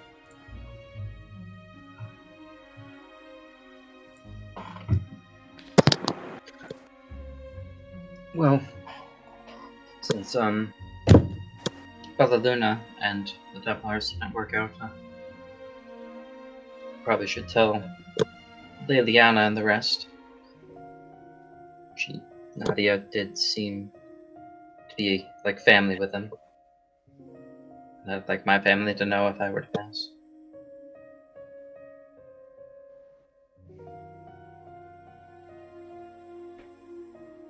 Mainly talking to Jenny, who's carrying the body. I'm thinking that we probably should. He was really the only family that she had. Okay. How out of place would it be carrying a body throughout the city? Well, give me not that. anybody who's anybody who's native to Rom knows this, and anybody who is not, roll me a history check. And if it meets history check meets like a 12 or higher, it'll make, because this is a sort of common knowledge. So Beastie, you did learn through your time of being here.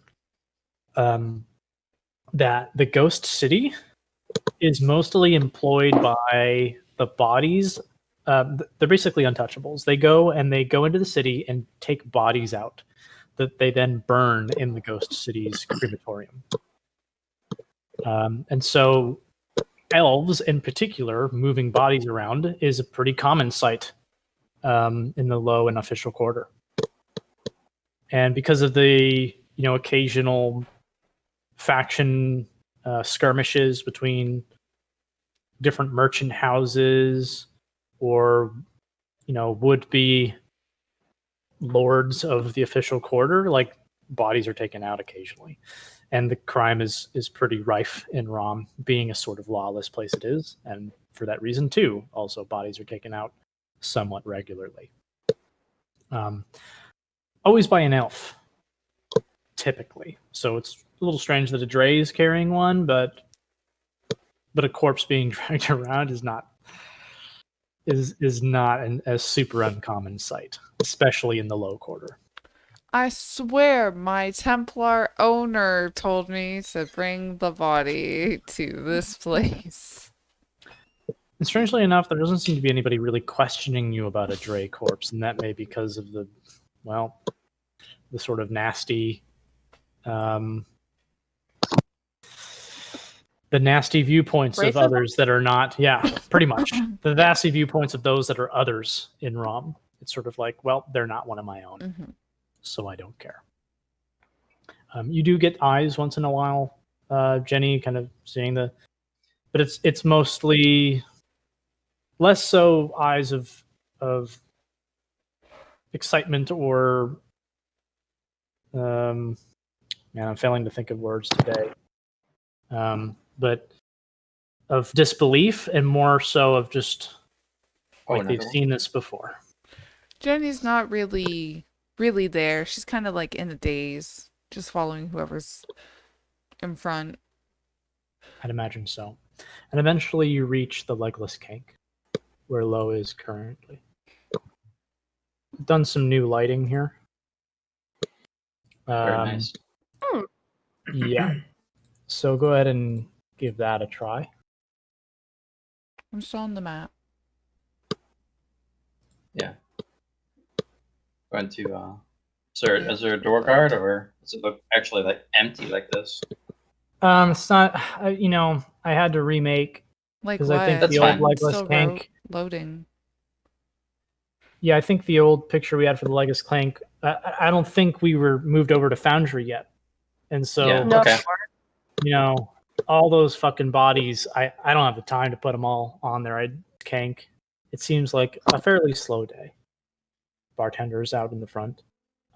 He kind of sees Beastie and says, "Hey, up for another ale."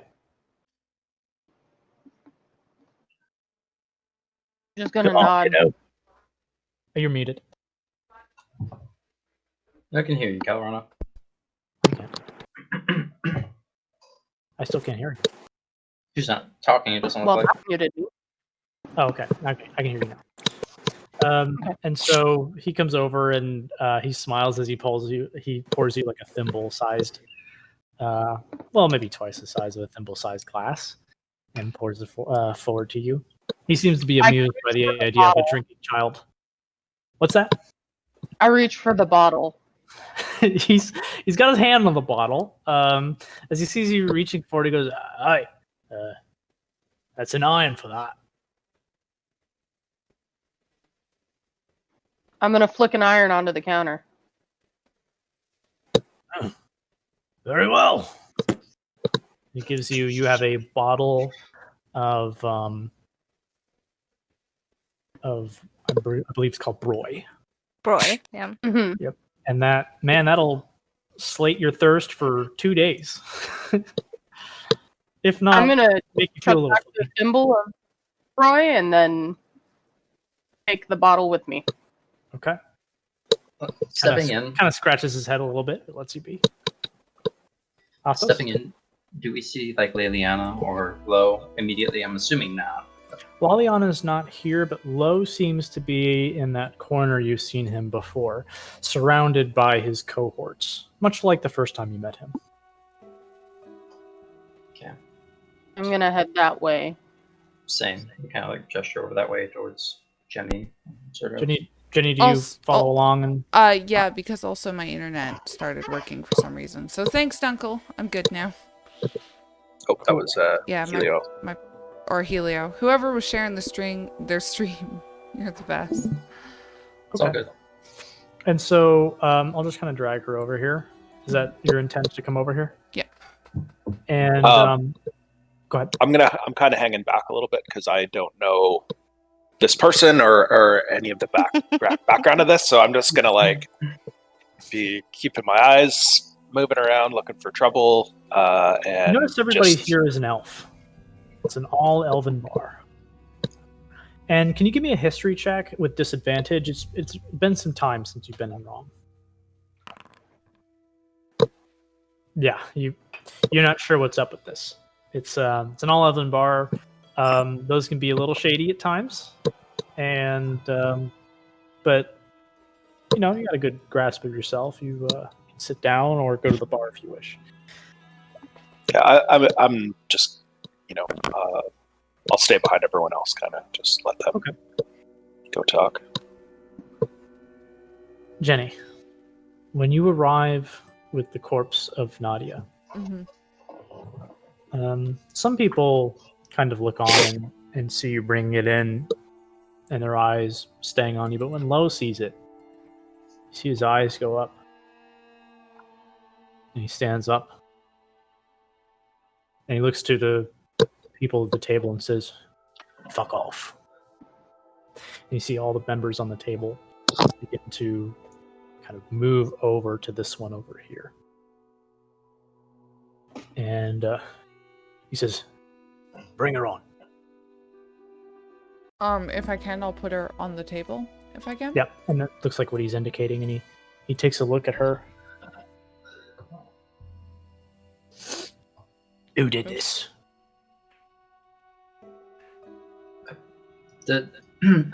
Dmitry Yanov. Loser. Oh, fuck. What have you got yourselves into?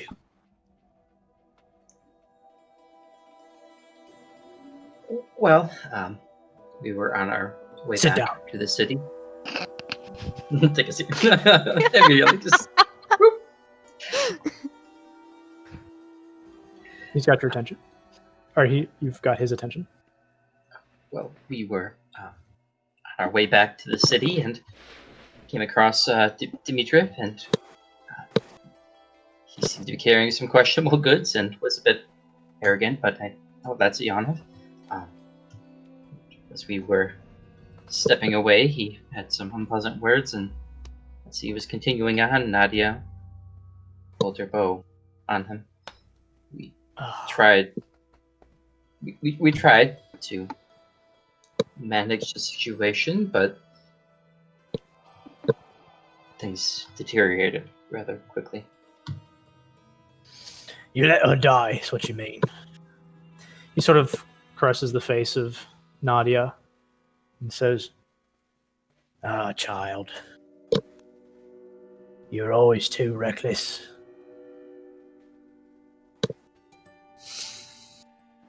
Dmitri Yaniv. Were it another, I'd easily have him killed. But you fucked with the wrong person. If it helps, I tried to save her. It helps. But she's dead on my table, isn't she? Well, if the Templars actually cared, they would be able to bring her back. Apparently, all they care about is money. Aye, true words. And speaking of the Templar, where's your little Tempy friend, eh? He took off after we assisted him. Haven't seen him since. Little convenient, isn't it? Perhaps you'll need checking up on.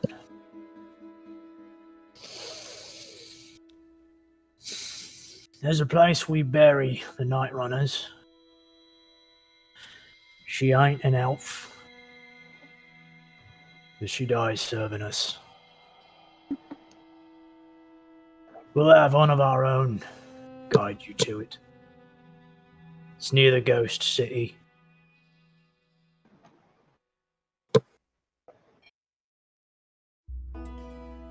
Well,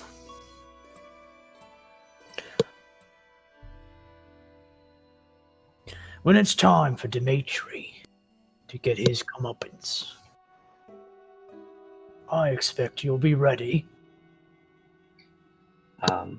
I pull out the emblem that I took from the clothing. I put it on the table. He was carting Langston bodies back. This emblem belonging to Tarvik Langston. I think we'll all be more than ready when the time comes. Takes a look at it, says, puts it down, says, the silver lining. I'll keep it. Gladly give it. It means the plan is working. All right, get out of my sight. Yeah, do. Okay, and I'll go and pick up Nadia's body? No. And he yells another name. One you don't recognize. A Narenthal. And he goes over and picks up the Dre body. And says, "Yo, to the place where we bury them all." And Naren kind of looks at him like, "Really?" And Lo stares for a moment and says, "I fucking stutter. Go on." And so he hurries off. You can join Naren to the resting place, and then that's where you can start typing in the things that those words of memories or whatever that you want to. And at this point, do we have any other group related things we want to handle, or do we want to do some of the downtime activities? I've almost thought perhaps we could actually handle the downtime activities off of game because I find that those tend to slow things down for people and bore people. Mhm. How do people feel about that? Generally speaking, the downtime activities take like the only thing we can't do that's a downtime activity is something of Jenny's. That's going to be a group activity. Yeah. So, and we'll make that a group activity. Mhm. But for everybody else, the 5 to 15 minutes that's spent for each person can really accrue up to like an hour of like doing nothing, and I think that's kind of rough on us. Does anybody agree with that? Mhm. Can you? We're gonna do like another polling. Just send me individual messages to see if who's got the majority on that. Because if we want to do the downtime stuff in game, I'm fine for that too. But I kind of want to leave that to you guys because it's a time investment. So go ahead and send me those messages now. I'm going to wait till about 3:42.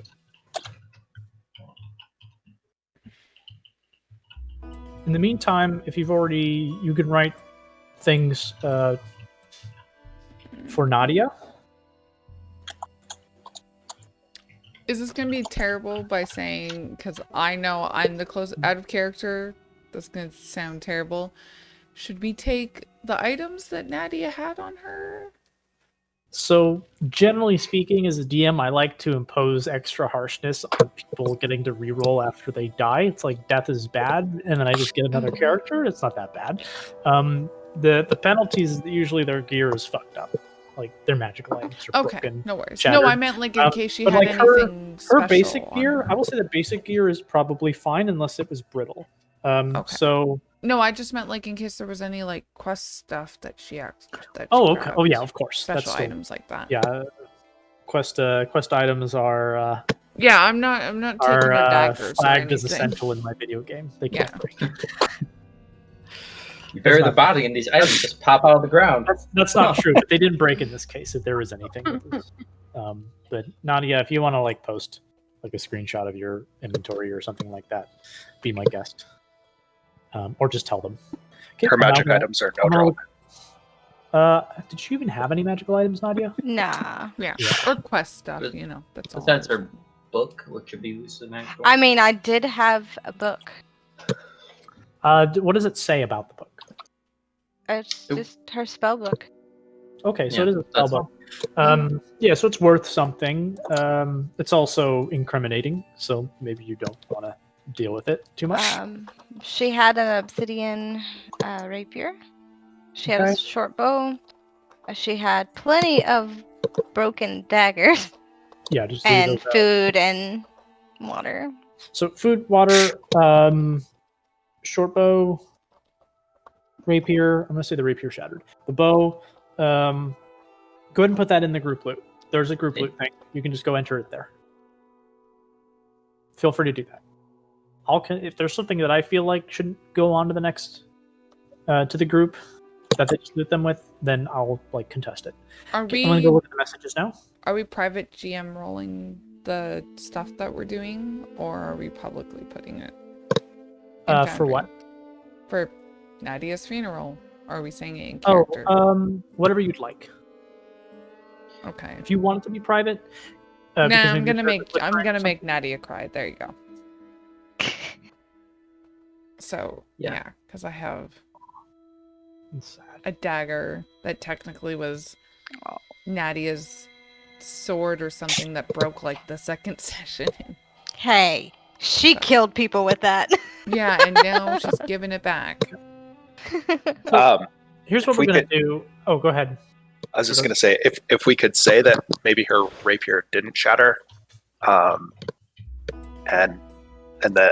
Zerdos would say, she died fighting with a weapon in her hand. That's The way. The rapier dagger I'm talking about happened like 6 weeks ago. Mhm. It was like our second fight or something. Yeah, I think it's technically a dagger. Or no, you got to replace. I don't want to spend too much time on this. This Yeah, is all like right. kind of boring administrative stuff. I think the fighting with a weapon in her hand is still can be true, no matter what Yeah. the state of the weapon is. Mhm. And maybe you bury it with her or something. I don't know what you want to do, but Yeah, that's what I was just gonna say. Is making sure that she is buried with the weapon that she was fighting with.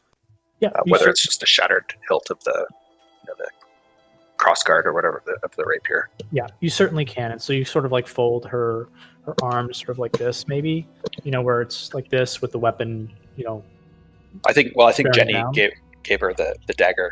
Maybe to hold okay. there, but just I'll be right back. I'm just gonna go get a drink. include the rapier with her as well. Gotcha. Yeah, I think that's perfectly fine. So the general consensus I got, I'll wait till Heatherly comes back.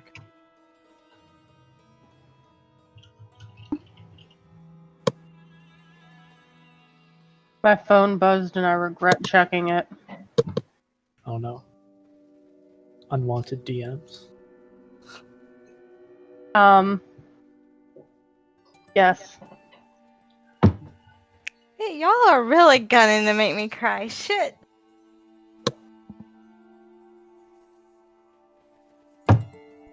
Aw.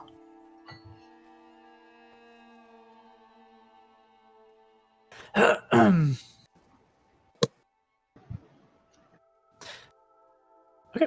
Now that we got everybody, so the general consensus I got out of this is that there's some things that you might want to do amongst in public, and there's some things you don't. So I think I'm just going to allow you to drive exactly what you want to be public. Does that sound good? Yeah. Okay. How many days do we have? Do we know? 2 weeks. Okay. All right. So first off, is there anything as a group that you want to do first? Talk to Bellaluna. I mean, you did already, but is there anything?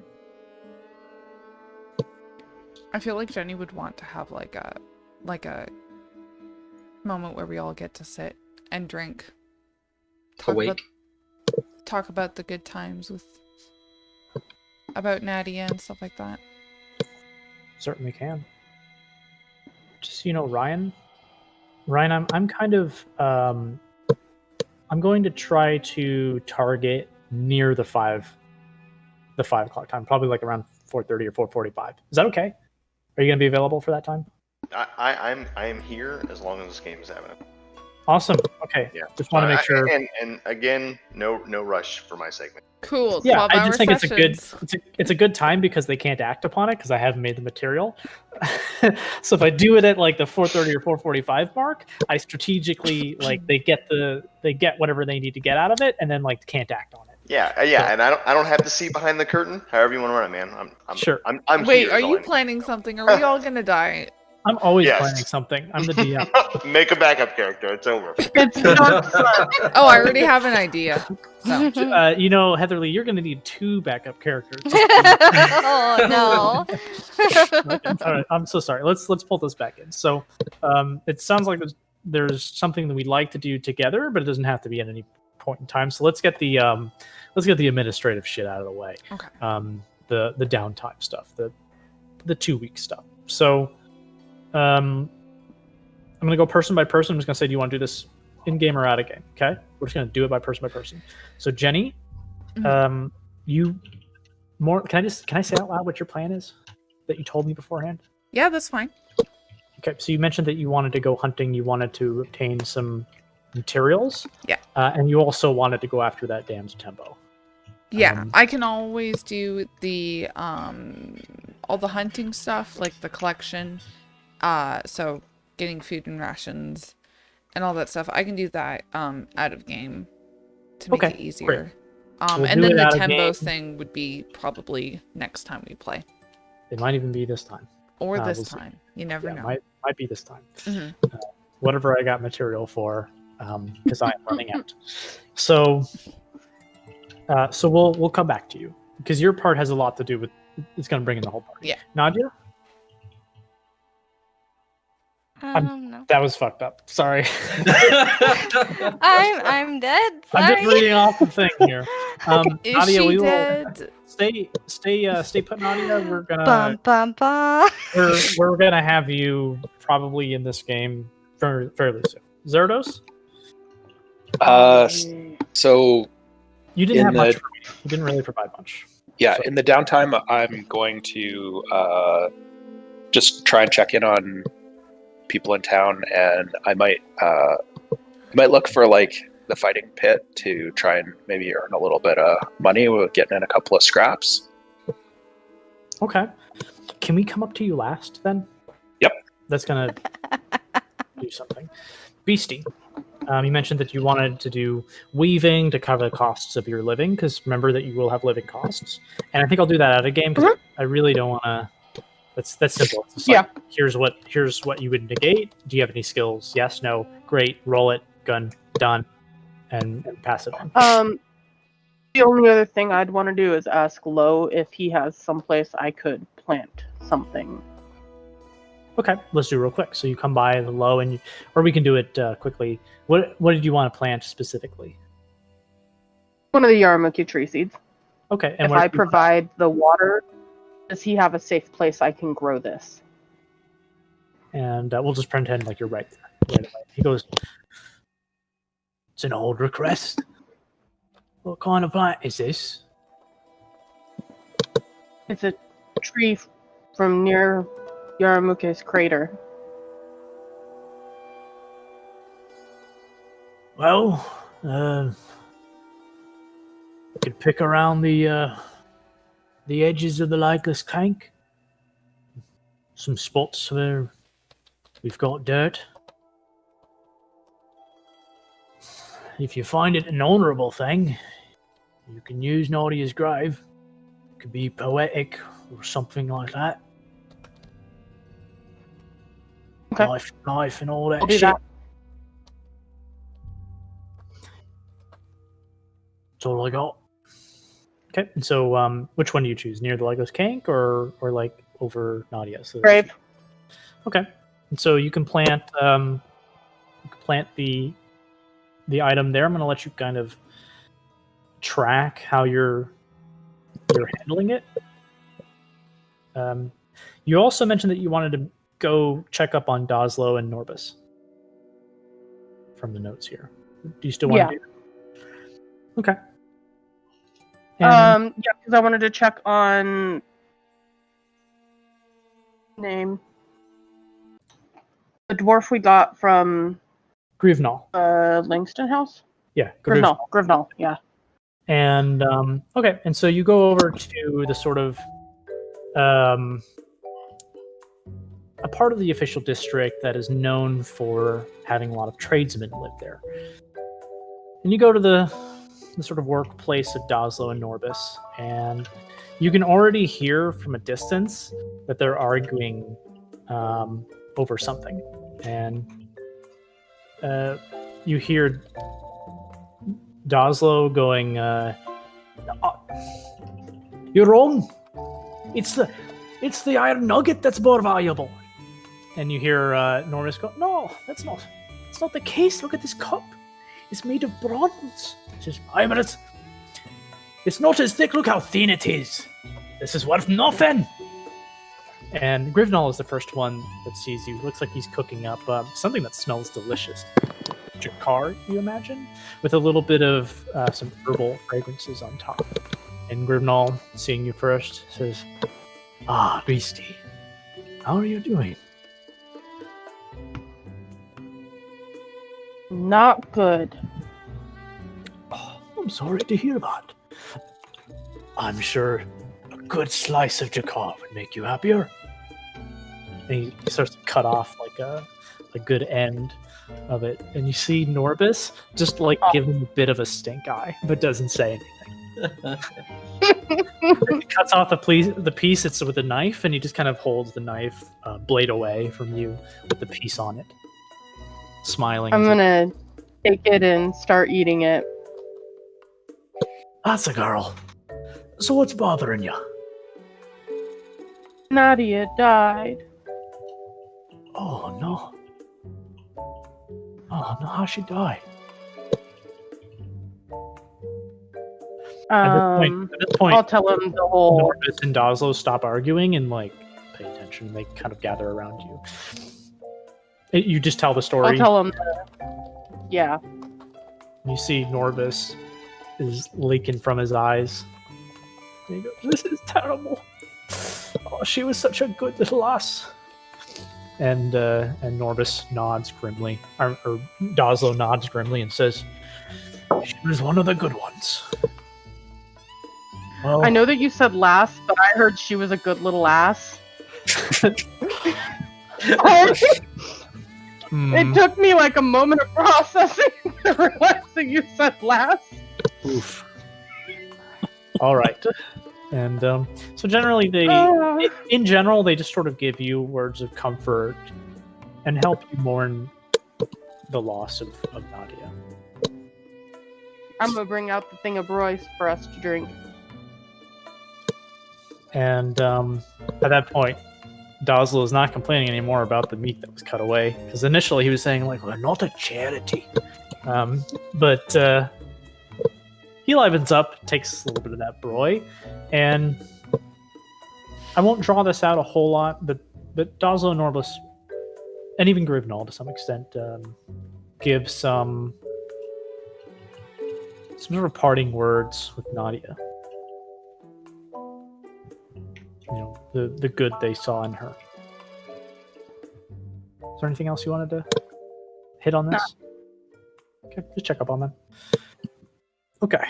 And then, like, I think the weaving stuff we can do after the fact? Yeah. Okay, great. It's just checks. Astos. So, this is something that might no longer be available. Zaviel or anyone else? I know that you want to talk to Zaviel about the mushroom. We had a moment with Lydia, research opportunities, Arik at the stable, Bella Luna. Damn. You might have covered that. Yeah. Are any of those you want to do publicly? I thought I had more stuff. And you can do any number of them publicly. I'm fine with that, because the consensus was kind of like either way.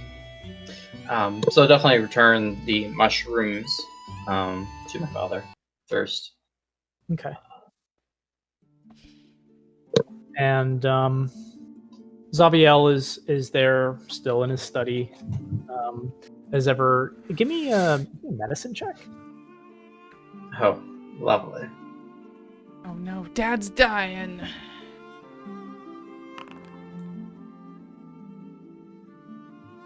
Oh, it's exchange in public. Get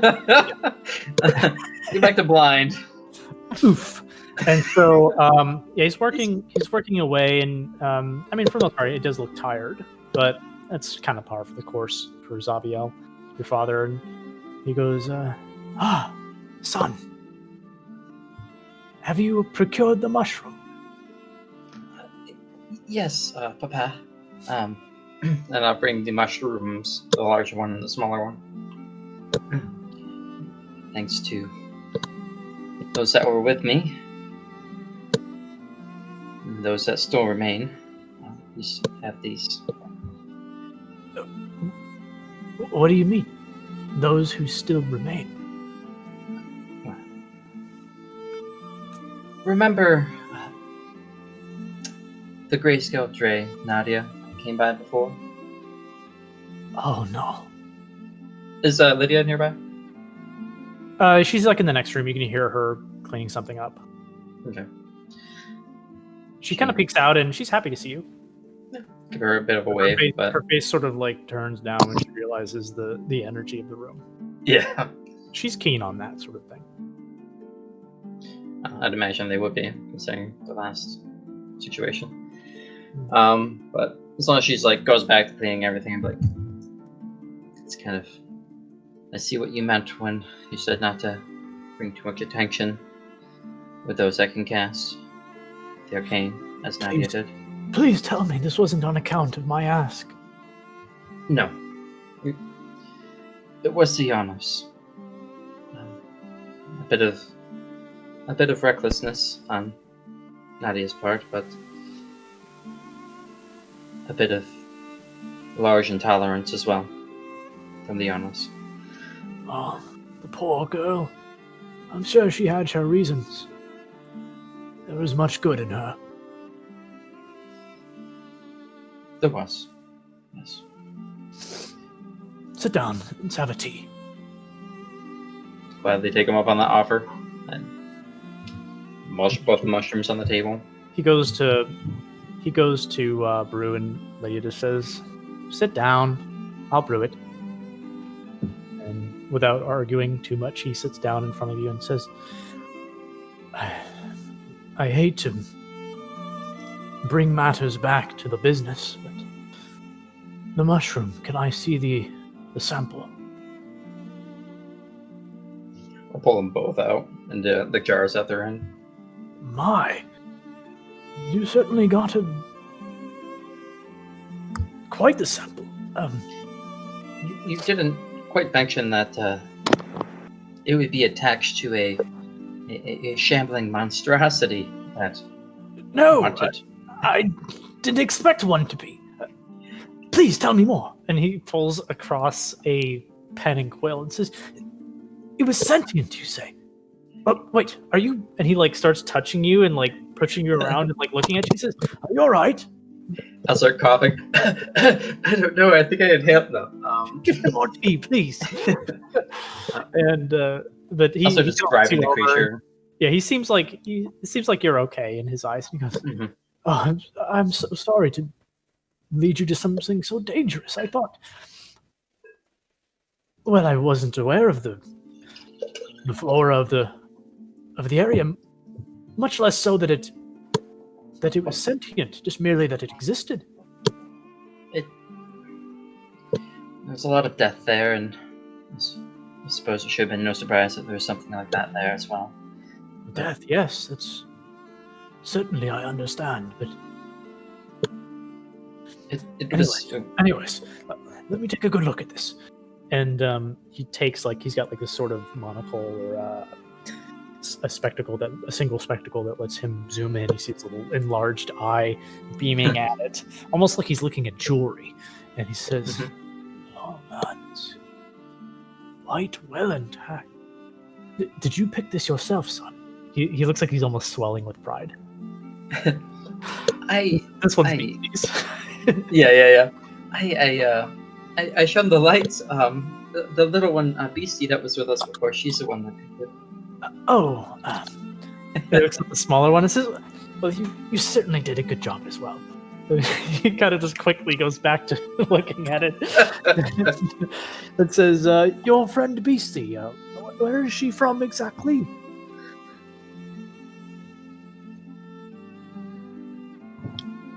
Has Beastie mentioned here? No. Maybe not. I met her in the city. You're not supposed to have actually asked where she's from. Well, she's a halfling, so I doubt that. But interesting nonetheless. So, if you don't mind, I would like to keep both samples. The mushrooms have an anti-healing property that makes healing nearly impossible, even for magic. And the sample you've given me, I think it's going to be quite potent. What do you want to use it for? Or Research opportunities. But son, and he brings you aside to be a little more quiet. He says, "If I told you, I might implicate you in something. I feel that I can be honest with you, considering, well, you're implicated in something as well, aren't you? I'll be quiet. I needn't not know, right? I needn't know. But, well, we both have our secrets, don't we?" to an extent, yes. He leans back and says, If there's anything I can help with, Father, I'm sure that you'd make the right choice, and that you'd be doing something questionable for a good reason. He smiles and says, "I do something I hope that is good for the entire Tablelands. We'll see in time. I have a lot of research opportunities now. I feel I must be left alone. Son, good job. Do stay safe. Do stay safe, please. You're the only one I have.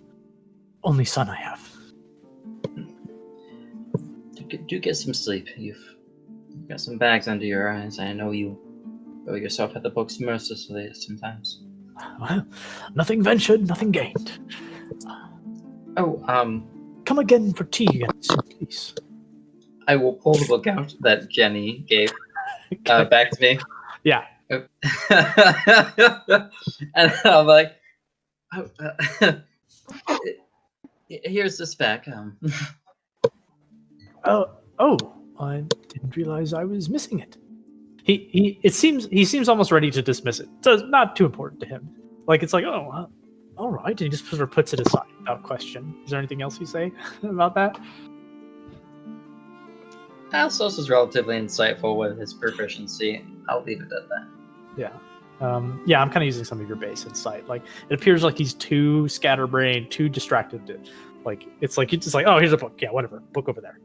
Was I missing it? Okay, here it is. Yeah. I'll leave it at that. I'll see Lydia throughout the weeks as I'm still teaching her to read and everything. Yeah, and we can like kind of, that's probably something that can be best done out of game too. I'm going to contact each on my own time, on your time too, to do the little stuff. Yep.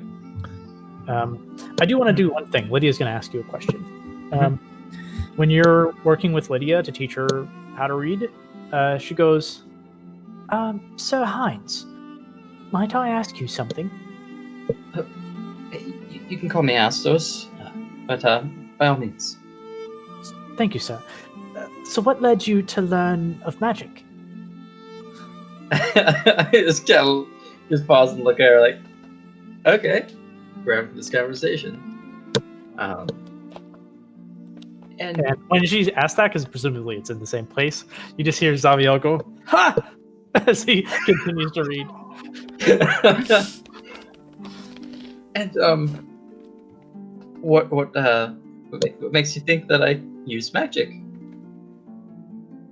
Oh, and she looks over at Zaviel. And then, like, maybe he didn't teach. Maybe like in your base, I know what your base insight, your passive insight is. Like maybe she didn't. Maybe Zaviel didn't keep a good secret. Yeah. Maybe at some point it slipped through that you guys are magic casters. I'll get the idea that he's not. She doesn't say anything. She just looks back and looks at Zaviel and looks back at you. Wordless. He's not the most discreet. Well, Nevertheless, he is. He's been very kind. I wanted to make a difference of my own. So, I decided to go a path that not many choose to take. Give me what's your passive perception? Passive perception is 14. You notice in the corner of your eye a very proud smile on Zaviel's lips. Sorry, continue on. That's a good pause. And well, I'd have to say that it was a good decision so far, and that I've made more than the difference enough to justify doing it. Hear, hear. Zaviel kind of interjects. And Lydia just looks back and says, go back to your research. So, and her face becomes a little more serious, and she says, aren't you afraid of what the Templar would do to you? Well, there's always consequences in any choice that we make. As my dear friend just also experienced. But without taking the risk, we thank you. You're the cannot reap best. the rewards. As in, sorry. It's okay. Go ahead. As without taking the risk, we cannot reap the rewards. Yes, or if I never did anything like this, and you might still be at the Yarnov Mansion, for example. So, You're right. You're right. There is risk, but sometimes you have to go ahead regardless. Myral, I forget sometimes how lucky I am. And from then on, we can, unless you had something to say right there, we can fade to black. Well, maybe you can make a difference for someone in the future. She kind of looks down thoughtfully and nods her head. Yeah. I think that's a good ending. All right, and I think the research, can we do that? Unless you have something you really want to roleplay out? Want to do the research out of game? I think the rest is pretty administrative. Yeah. Okay. All right, Zerdos. Just wanted to save you for last. Man, what the hell, music? I wasn't prepared for this scene. Zerdos, you remember from your times in Rom as a slave, there was an old stomping ground, a sort of, when you, in between gladiatorial combats, as they were scheduled, sometimes quite far between, your master would try to get a little bit of money on the side. Maybe not in the most honest way. There was an underground fighting place where people would butt heads and trade fists. An old stomping ground of yours. Is that the place you're talking about? Yep. Okay. I do not have a map for this. We're doing this live because, death and consequences. But you arrive at, let's see, do I have anything good? Do I have any good music for this shit? Just Conan Barbarian music works. Or that. We got carousing. We got, oh man, I'm thinking, no. I know I'm being terrible here. I'm just for the purposes of my own satisfaction, I need to find it. You're bringing back memories with these random musics. I'm like, what's that game? Yeah, Barrett, Final Fantasy VII was the last one. Yeah. I'll try this one again. And so, I'm not Matilda, goddammit. Ever since I changed my number, Matilda, you son of a bitch. Somebody, you owe people money. All right, so you arrive at your old stomping ground, the fighting pits. And not so much pits as an underground, small, dungeon-like arena. And, actually, you know what? Let's see. No, I can't take you there. That's for the future. And you notice kind of the old, some few old faces there. Some of those that you've seen fight before. None that you've seen fight you. You don't see a particular Tarek that you remember. However, you do see one familiar face. One that you've had some contact with. A sort of bulky, intimidating-looking Surin. So I would have entered kind of hood up over my head, and when I noticed this individual, I would sort of make my way around to them. Not sure if they've noticed me, but if I can get right up to them, I would. It's a non-consequential thing, so you kind of work your way, and it makes sense because you haven't been here for a while. As you walk by, give me a perception check. And give me your passive perception, just in case it happens to be particularly high. 10. 10? It's my passive. Give me a check.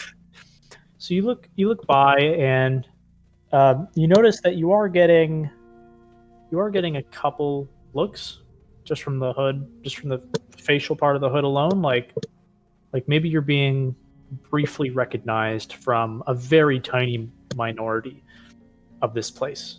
They're kind of looking on quietly. You eventually reach this Surin individual. So I would just reach out, give a friendly shot to the shoulder, and be like, "Saharis, you son of a bitch! What are you doing here?" Saharis, that's your cue. She kind of just leans back and gives him a friendly old punch to the shoulder. Nothing. And both of y'all, you feel the weight behind those punches. You're both hard, strong individuals. You gotten any good scraps lately? Sure. been thinking of looking for a fight or two, just to try and earn a bit of coin. Anyone in here? Doors opened? Yeah, I found a group of people actually that I've been traveling with. They found me in Yarmuke, and I traveled back here with them. Just kind of taken back a little bit. Wasn't you already supposed to be dead? Yeah, it's a bit of a long story, but I managed to bust away from the gift. Well, actually, I got raided by some raiders, and that kind of got me away from all the Templars. And they were a bunch of idiots, and I managed to get away from them. Ended up in Yarmuke for a year.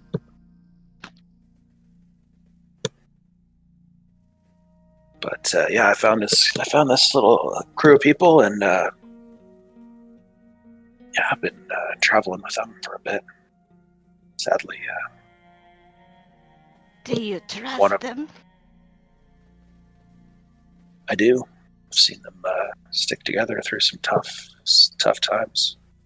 Just sadly lost one of our number. Shitheads in this town. She kind of tilts her head to the side at the mentioning of losing somebody. Yeah, I don't remember it's one of those rich assholes that likes to come pay money to watch us bleed. Know those type well.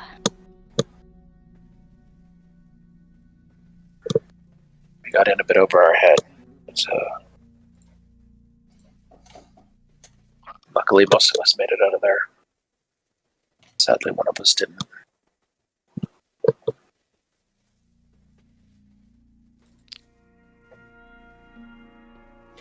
I've sent you a link, Saharas, to your character that you can claim in D&D Beyond. All right. We're running by the seat of our pants here. Yeah. Stats are all there. I don't have an icon for you yet. That's going to have to come later. Sorry for interrupting you. You can continue talking. What have you been doing for the last year? Fighting. Making it by.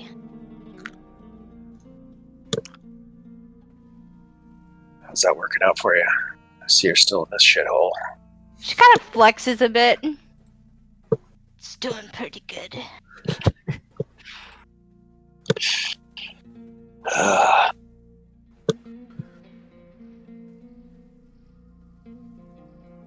probably be around for the next couple of weeks. I might look for a fight or two here. But glad to see you're still around. I don't know if you're interested in something beyond fighting in this hole. Might have fresh air would do me some good. Yeah, our group. I said we just lost someone. We could make an introduction if you're interested. I'll go along. Hi. What? How are you? What? Oh no, you. Turn around and is it somebody I recognize? Yeah, you see a Tarek. One that was eyeballing you earlier. And he's given you a pretty major stink eye, and you don't know if you necessarily recognize him. But he continues to talk. He says, You're that one that got fucked up by Foxos. Yeah. Fucking loser.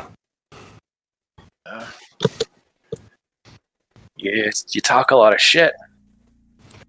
Should we, take it in the fighting pit? Yeah, you wanna go? Let's do it. Let's fucking go. And he starts squaring up his fist. He's clearly not armed at the moment, and he waves at some. And right now the pit's just empty. You know, they're all just sort of drinking. It's a little early for this, but he's pumped, and he's like, he's railing over. Yo, shut it up. Get this shit up. And then they start like kind of gathering around this ring, and like he's putting his fist up. He's already ready to go. And we don't need initiative for this. Like, just give me an initiative roll and tell me what the number is, and we could do this. We could do a little fisticuffs real quick. Okay. Oh, that was blind. So you tell me what the number is. Oh, sorry. And and I'm gonna so I would at that I would sort of sling my pack onto the table next to Saharis, and put my shield there and hand axe, and just step in the ring, give the old neck a crack or two, and actually, and then before I get in there, I'm gonna reach in and hand Saharis 10 iron. Say, hey, bet this on me. She kind of gives like a green nod. I gave it to her to say, hey, yeah, bet this on me. Watch this. And they go for 50-50 odds. You're both looking pretty fit, and so you stand to win another 10 iron or lose 10 iron based on this fight. And I'll just use the old Dream Sequence Rikus music for this. And so at that point, this music's kind of quiet, so you may have to turn it up to hear it. Actually, you know what? I'll turn this one up just because it's a special one that seems to be quieter than normal. There we go. You can adjust it from there. Now, as he goes fist up, he looks a little slow, and you can basically get the first hit in. All right. I am going to swing at him. Say, okay. I would just we'll just use this place, this arena. Just use your token and stuff as normal. And I don't have a token, but that's okay. We'll just do this live. Yeah, I'm just assuming that there's not a lot of movement going to be involved here. Just yeah, it's just trading blows. And so he comes up to you, and he looks like he's about to swing, but you're faster. You've got the initiative. Go ahead and do what you want. It looks like you remember from the old days that. Weapons are not allowed in this place. Yeah. So I gave you a roll for an unarmed strike. Oh, perfect. And so you go in and just smash him right into the face for 5 bludgeoning damage. You go, he backs up and goes, Oh, hold on. I'm going to expend a superiority die. All right. And try and use a trip attack on him. So it's a DC 14 strength save. Okay, he's going to roll. And he just barely makes it. You were attempting to trip him, and you sort of sweep him in the leg, and like it hits his leg, and it bends a little bit. And he goes, not so weak, Mole. And I did roll, I think, the superiority die damage as well. So that's a D8. All right. Yes, he does the damage, right? So good. He's still, wobbling his leg a little bit, and so he's going to rage. And he's going to fight recklessly and and so he's going to go in with not 1 strike but 2 strikes with his frenzy. And keep in mind, like armor and stuff shields are not allowed, but you could go in with armor, and he didn't contest it. But shield is still considered could be a weapon for hitting somebody. So remember that you're 2 AC down. Yep. He's going to hit a 19 and a 13. The 19 hits. Okay. He's going to go in and bludgeon you for 1 plus the strength modifier. So that's 5 damage. So you feel like you're maybe evenly matched on the strength department. Okay. And then he goes in again, and you just duck under it easily. Go ahead, and your turn. All right, I'm gonna punch him again. I don't know if I have I guess advantage this time. Yeah, you strike him easily. Yeah, you have advantage this time. He's just recklessly throwing haymakers, making himself wide open to you. He thinks it looks like he's trying to just trade blow for blow. And you strike him in the face again. You're sort of like popping him on the side after he got one good body shot on you. And he swings again. Hold on, because I'm also going to action surge and punch him again. Sure, perfect. no holds barred. And that one you strike him right in the gut and you go, oh! And he's going in with another frenzied array of attacks. He's going to hit a 19 and a critical strike for 10 damage. Ooh. So that's 15 damage. So one strike so basically as you strike him into the gut, he makes that awful sort of like noise, and then he goes in and just like grabs you by the collar, and you try to shift out, but his strength is strong, and he clocks you right into the nose, and you can feel your nose might be broken, the blood shooting out of it. And as he follows up, he goes for a shot just right in your solar plexus, and you kind of like get knocked back a foot or two. Okay. All right. Well, I am going to punch him again.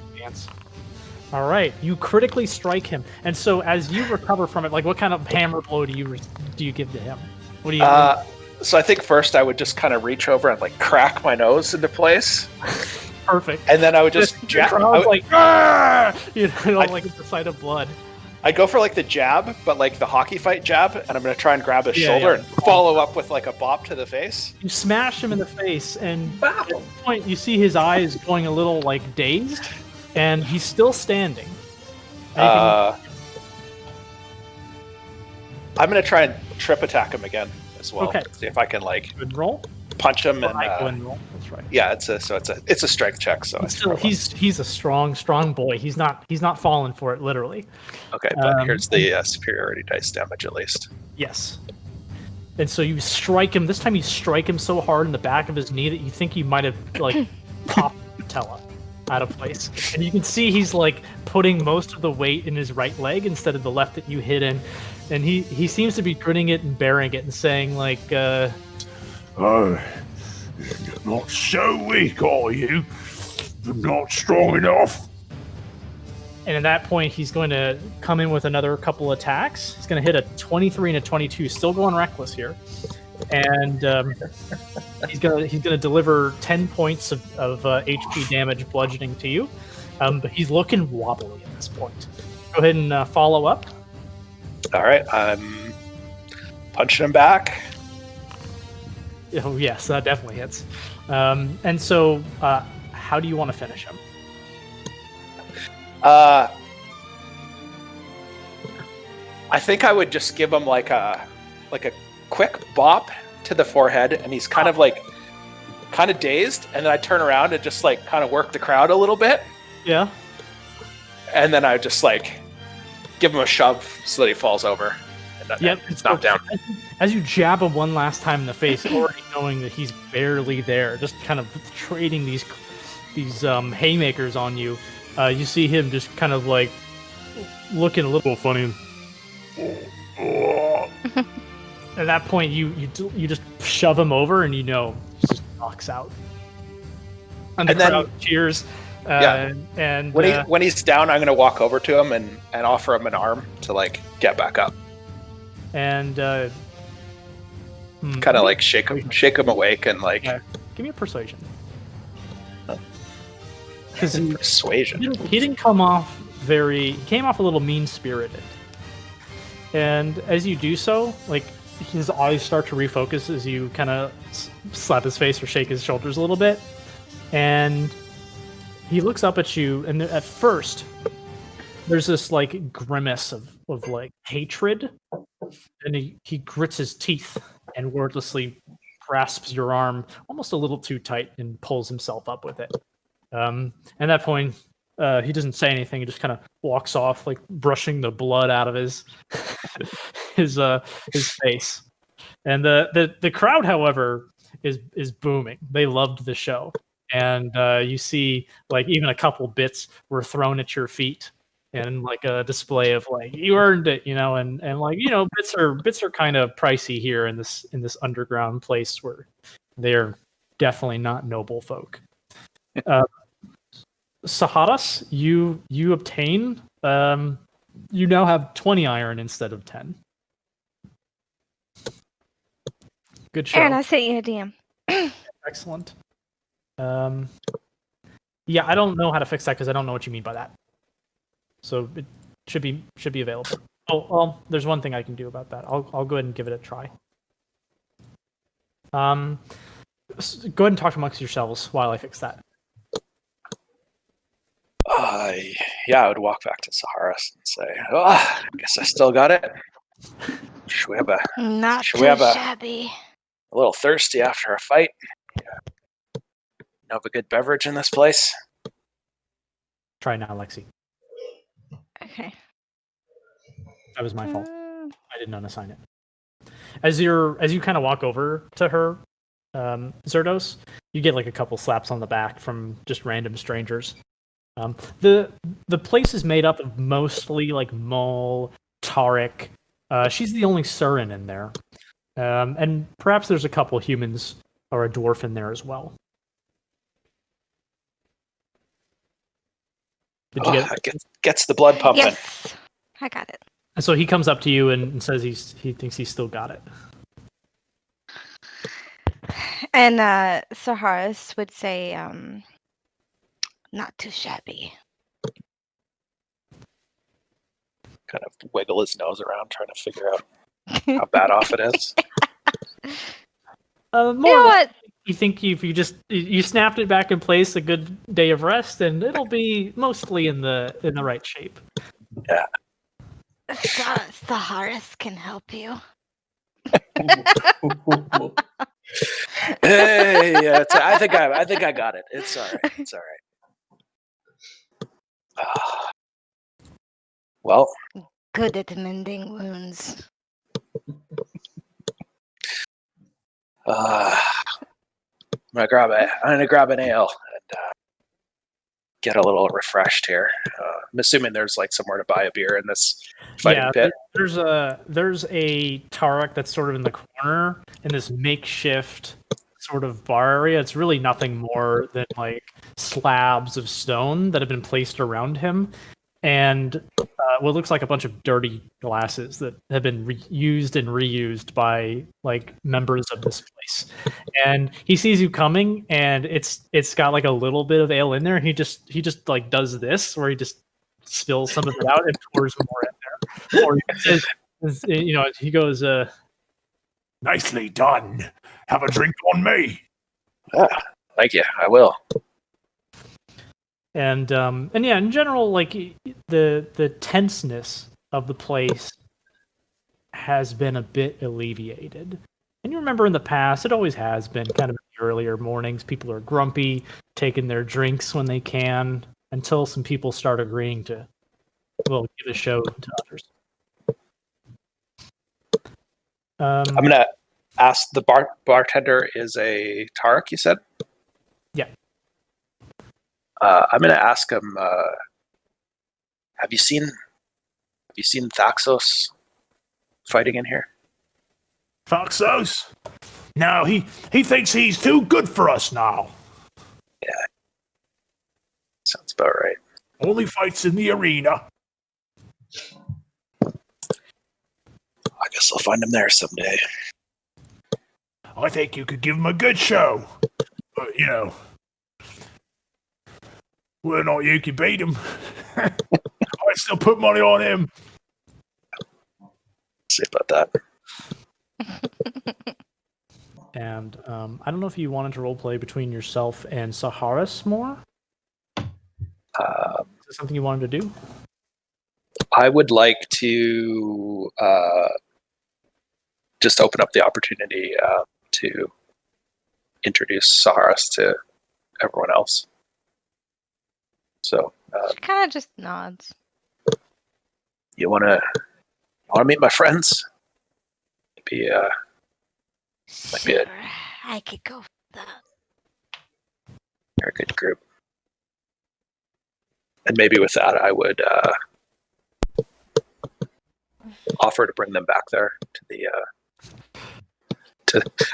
to the underground fighting pit. He plays poor little noble half-elf person. Just from experience, you could do it if you want to, but just from experience, you know that like a guy like that little frame and those eyes of please don't hurt me, like they don't last long in this place. Astos, I just want to say that we love scaring the shit out of you. But you also know that if you stand with them, nobody's gonna fuck with them. So.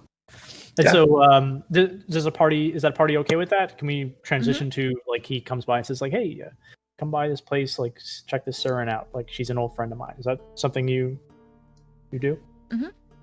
I'd be okay with that.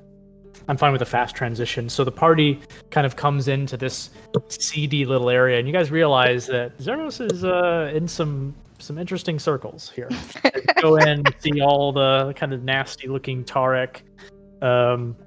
The moles, the gritty-looking dwarves that are inside, and you see this almost looks like a dray to you, Jenny, but it's so much more bulky.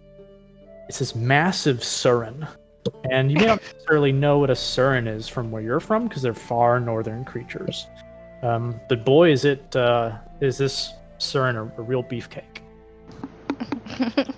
And that's Lexi? Much like Surdo. That's hilarious. I'm gonna need a picture for reference later. Yeah, we don't have it yet. We're working on. We're working on No it. worries. No worries. But you see her in there, and Zerdos kind of leads you to her. The lot of you. Go ahead.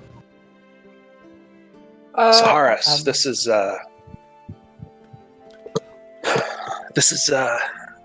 group I was telling you about. This little fella here. His name's Astos. He's a bit fancier than some of us. And the tiny one, that's not a child. That's Beastie. And this I guess smaller lizard than you is Jenny. Smaller lizard. Mm-hmm.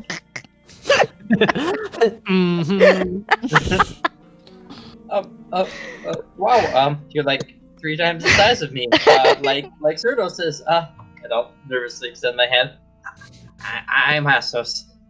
Nice to meet you. She kind of pushes her snout to your nose. Oh, hi. And grabs a hold of your hand and gives a hearty shake. Pleasure to make your acquaintance. Like shaking the entire body, like shouldering up of him. Yeah, pleasure. I point or I nod to Astos and say, just don't eat him. Okay. Get like this dead look, serious of like maybe Astos doesn't know anything. Looking at you, Jenny, like, is this a thing? Is it worried? I mean, because you're big, look tough, so that's a good thing. Anxiety increases. Let's see, who did you introduce next, Zerdos? I think I introduced Beastie next. Okay, she's gonna go over to Beastie, and she's gonna extend her talons out to her. Kind of offer a little shake. Just for the sake of the RP of it, I'm gonna primal savagery my hand into some talons. Yeah, okay. And give her a shake. Yeah, no attack. Just a smile little with my menacing. She kind of gives a toothy, sharp grin. Beastie does the same. She's got her sharp halfling teeth, but also that one fang from her first kill is clearly not her own tooth. It's like a snaggle-toothed animal fang. Yeah, she's gonna look at you, Beastie, in approval, and she's gonna be like, "Well, this one will be very much happy to be a part of this." And then she'll go over to, and then she'll go over to Genevieve. She'll bow her head respectfully. Her big bulking head, I want to say. So she's got quite a lot of mass. Do you want to describe like the scales and the armor that she might be wearing as well, or I can? So, her scales are pearlescent. I want to say they're white. They kind of give off a. Well, they're cream colored now, considering she's dirty, but it's white. She's got pearlescence in her scales. Yeah, and much of it's obscured by this sort of heavy, probably. Well, it couldn't be chain because we don't really have the metal for that. Oh yeah, that's right. It's probably this sort of heavy leather that's also slightly buttressed by kank shell. The kank shell at the shoulders, kank shell maybe at around the waist, that sort of thing. And she'll also greet Genevieve, saying, "Pleasure to meet you." She will bow back, and then she'll kind of smile and say, "I'd love to see how you fight sometime." And I'll nod to the fighting ring. She kind of flexes a little bit, shows her muscles. Yeah. And they're substantial. You know, she's just as well bulked out as Zerdos Think is. of bodybuilder. Yeah. Gotcha. No offense, but an iron on Jenny. If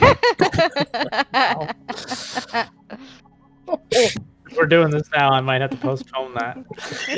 Let's do it! I'm rolling initiative. No, I'm just joking. We can always do it another day. Yeah, if you want, you're in the right place to do so. But if we do it, I'd like to sneak in a little portion of something. No worries. We can always do it later.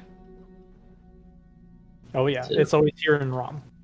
Arena's busy place now. now. What's that? Said Arena's busy to the next day or something. Well, the arena is for events that are set up by essentially the ruling classes, and so they rarely are open for you guys unless you're well known. But this fighting pit is always open. Okay. I'm fine with doing it now.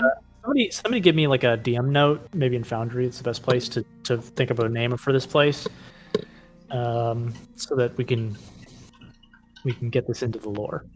Did you want to do it now, Lexi, or? I mean, I'm willing to flex.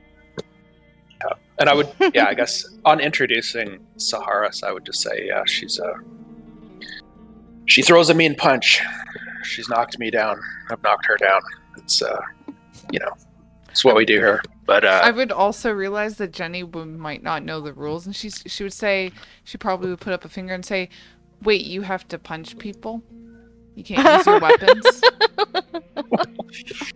It's just like a nearby dwarf. And then she just has been listening a little too closely, and he's like, "Yeah." Yeah. Oh, okay. And then Jenny says, "That might actually be a problem." Not that strong. But I thought I would introduce you all. I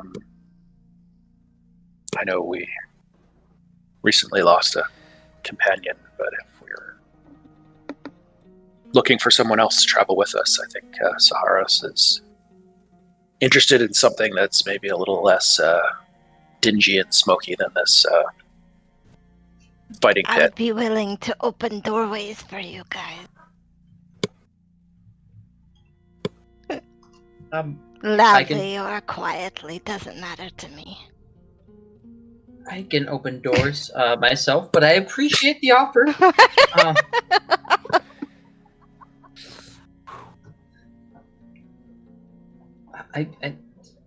We were to go out anywhere, looking over at Jenny, maybe on a large beast hunt in the future. I wouldn't mind someone as large as you come with us.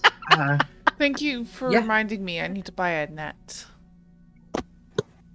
for that. Good idea. Also, keep in mind, anybody, if you want to do purchasings, just tell me what you bought and just do it. Yeah, that'd be if I take issue, I'll take issue, but just show me like the thing and the cost, and send it to me, and I'll just say I'll say nothing if it's yes, and no if there's some reason not to have it. Does that sound good? That way we don't really have to worry about it in game. Yeah. Yeah. I also like doing that in on Monday's game. So if you guys want to do that for Monday in Luskin, just write it down later. Yeah, I'm really trying my best to shrink away all the administrative. Okay, so I'm gonna buy a new Warhammer to replace my old Warhammer. yeah, Smart. Go ahead and do that. On the, did you check the bodies of the ones you did kill? BC would have, but we were kind of moving along. I feel like you probably would have done that. There was a death. Yeah. So I don't really mind.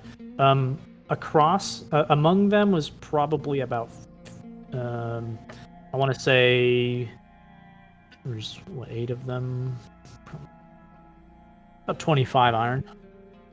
Not bad. Loot Master, do your thing. Yep, so 25 iron. You can put it in the group loot for now if you don't want to distribute. Otherwise, you can just give yourselves each 5 iron if you're willing to give it to your new member. So, Horace, I'm assuming you gave me back the iron from my wager. Is that correct? Or I would give you 10 back, yes. 10 back? I gave you 10. Bet your own damn money. You can keep 5 and give me 15 back. Okay. Sounds fair. I would give her fucking 10. Jenny just gives you a look while you give her back 5, and I'm like, I don't get it. Is it supposed to be like even? Yeah, so he made her 5, which is nice, just for doing the deal. Although he did potentially put, no risk. Yeah. You said 25 iron, yeah? 25 iron. Okay. Among them. Adding it, so no one else adds it. And to anybody who cares, there's about, there's like a few good javelins that you could take as well. Iron is silver, correct? I'll take gold. Iron is gold. Yeah, so that is on the roll, so you can check the it's in the group too as well. If it's silver, gold, platinum, it's bits, iron, bronze. If nobody wants the javelins, I'll take them. Okay, you get 5 javelins. Cool. Probably don't need that many, so you could definitely distribute them. If you want to sell them, you sell them at half their worth. Okay, any other quick administratives? I don't want to spend too much time on that. No, besides what we'll do off camera. Quick question: Do you head out of the fighting pit for now, or are you really trying to punch each other? Oh, me and Lexi? No bad answer. Yeah. Did you want to do it now, Lexi? It's up to you. I'm waiting on you. Sure, why not? I'll do it. If you do it now, we're gonna save it for the next session. Okay, sure. Okay, that would be nice, yeah. Yeah. I think we want to wrap up in 13 minutes, and there's like one thing I want to get out of the way. Okay. So, presuming one of you beat the crap out of each other, we fast forward a little bit, and we'll rewind at the beginning of the next I'll session. assume it's me. One person's more bruised than the other. We won't name them. You come across. Do I have an alleyway? I don't have an alleyway. But you come across an alleyway. You can put yourselves outside the legless kink. That would work just fine, actually. Alleyway of the mind. Yeah. This is making me depressed. I think I need a token. I'm gonna pull her up. Yes. I don't have a picture token, but there you are. Do you see yourself? Yeah. And the lighting's probably not even right either, but I'll fix that all up for the next session. Oh my god. If my screen is still stuck on next up. Just reload, it'll fix itself. I had to do that. Okay. Yeah, I think complete character changeovers are probably a little devastating to Foundry. What has happened? A poll This so that here. She can see. There we go. And as you're kind of walking by, in flames, Helios walking as well, you catch a voice from the shadows of an alley as you come back. to the legless kank or to the bronze jakar or whatever it is your watering hole is. Ryan.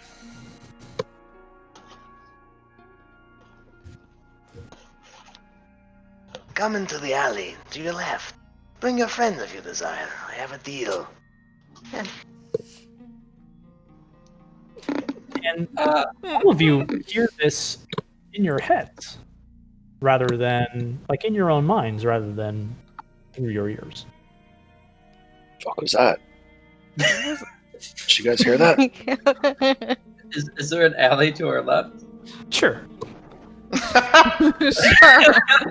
I just like nervously pull out my jar of moss and cast light on it and shake it. Jenny's And gonna from slowly the- take out her spear just in case. Sure. And when you look over from the shadow, you just see like this figure's head kind of popping out from the shadows. This creature of, if you would like to describe it, Ryan, you can. I feel like you would probably be better because you know more. Yeah, you see this sort of lengthy, long head, these long pairs of antennae that sort of bounce about. You see this slight gleam of your own light, Ostos, reflecting off of the creature's carapace. It's the way it holds itself is sort of forward, its arms hooking backwards, almost less like arms and hands and more like a praying mantis's. And the back legs sitting down very much like a praying mantis's, its body sort of rolling down. More like you would imagine a crawling creature would hold itself. Its body, the front part of its body, a little bit more upright than that, however. It's sort of large compound eyes gleaming with this sort of strange look, like you're not quite sure if it's looking at you or looking at somebody else. Is that good enough? Have I or any of the rest of us seen such a terrifying creature before? Everybody roll a disadvantaged nature check if you have nature. This is a very rare creature. I don't even have nature, so I just wouldn't roll. So you just wouldn't have a clue at this. Oh, I was thinking double disadvantage. Beastie is the only one that doesn't have a disadvantage, but unfortunately the roll is just not favorable. Hell is that I rolled that public. And I'm only getting one nature. Ooh. Yeah. Oh my god, you rolled 221s, bro. Wow. Also, Nice. Yeah. being the legendary, well-read creature you are, you have heard from rumored beyond the great ringing mountains is what you've heard is a creature called the Kreen. And it's been said that there have been Kreen that have roamed around the tablelands, but it's a rarity to see so. And this particular species is even more rare. The Tor Kreen. The Tor Kreen are sort of the most psionically adept amongst them. I'll give you spelling later. Go ahead. Okay.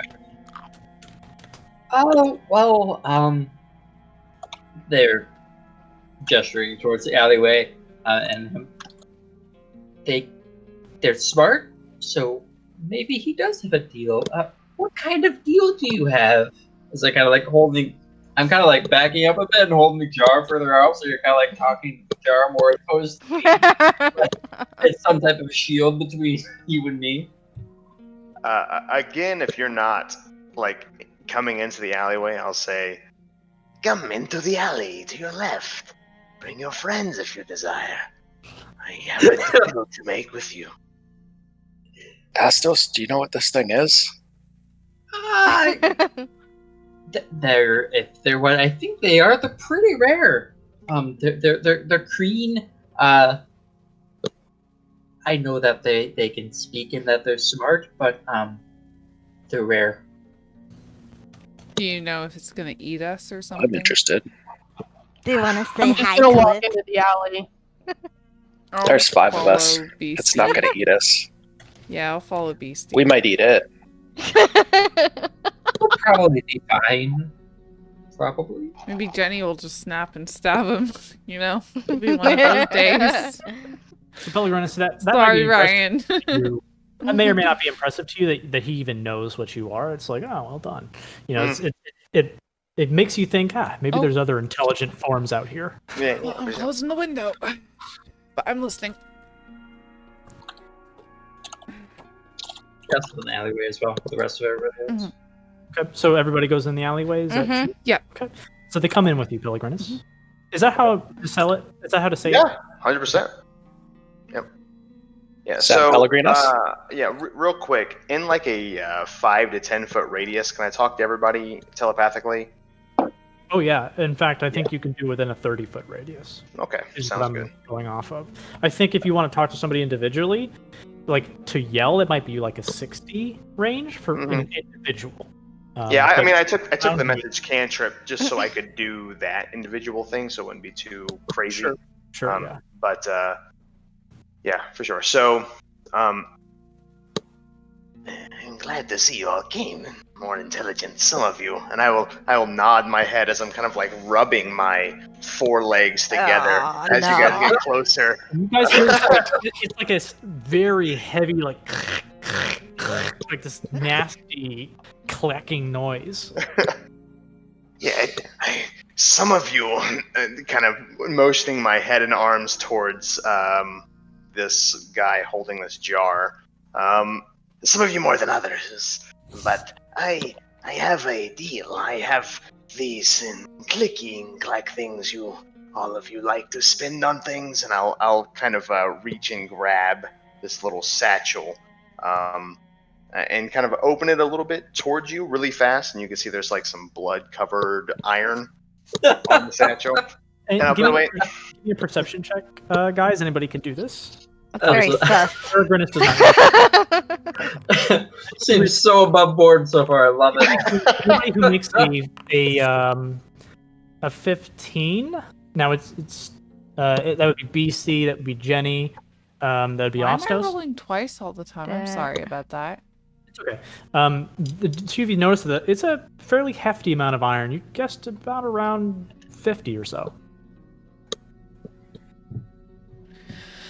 And Don't mean to interrupt. Go, please. very good. Bless me. Oh Bless shit. you. Hold on. What's Sahara the deal?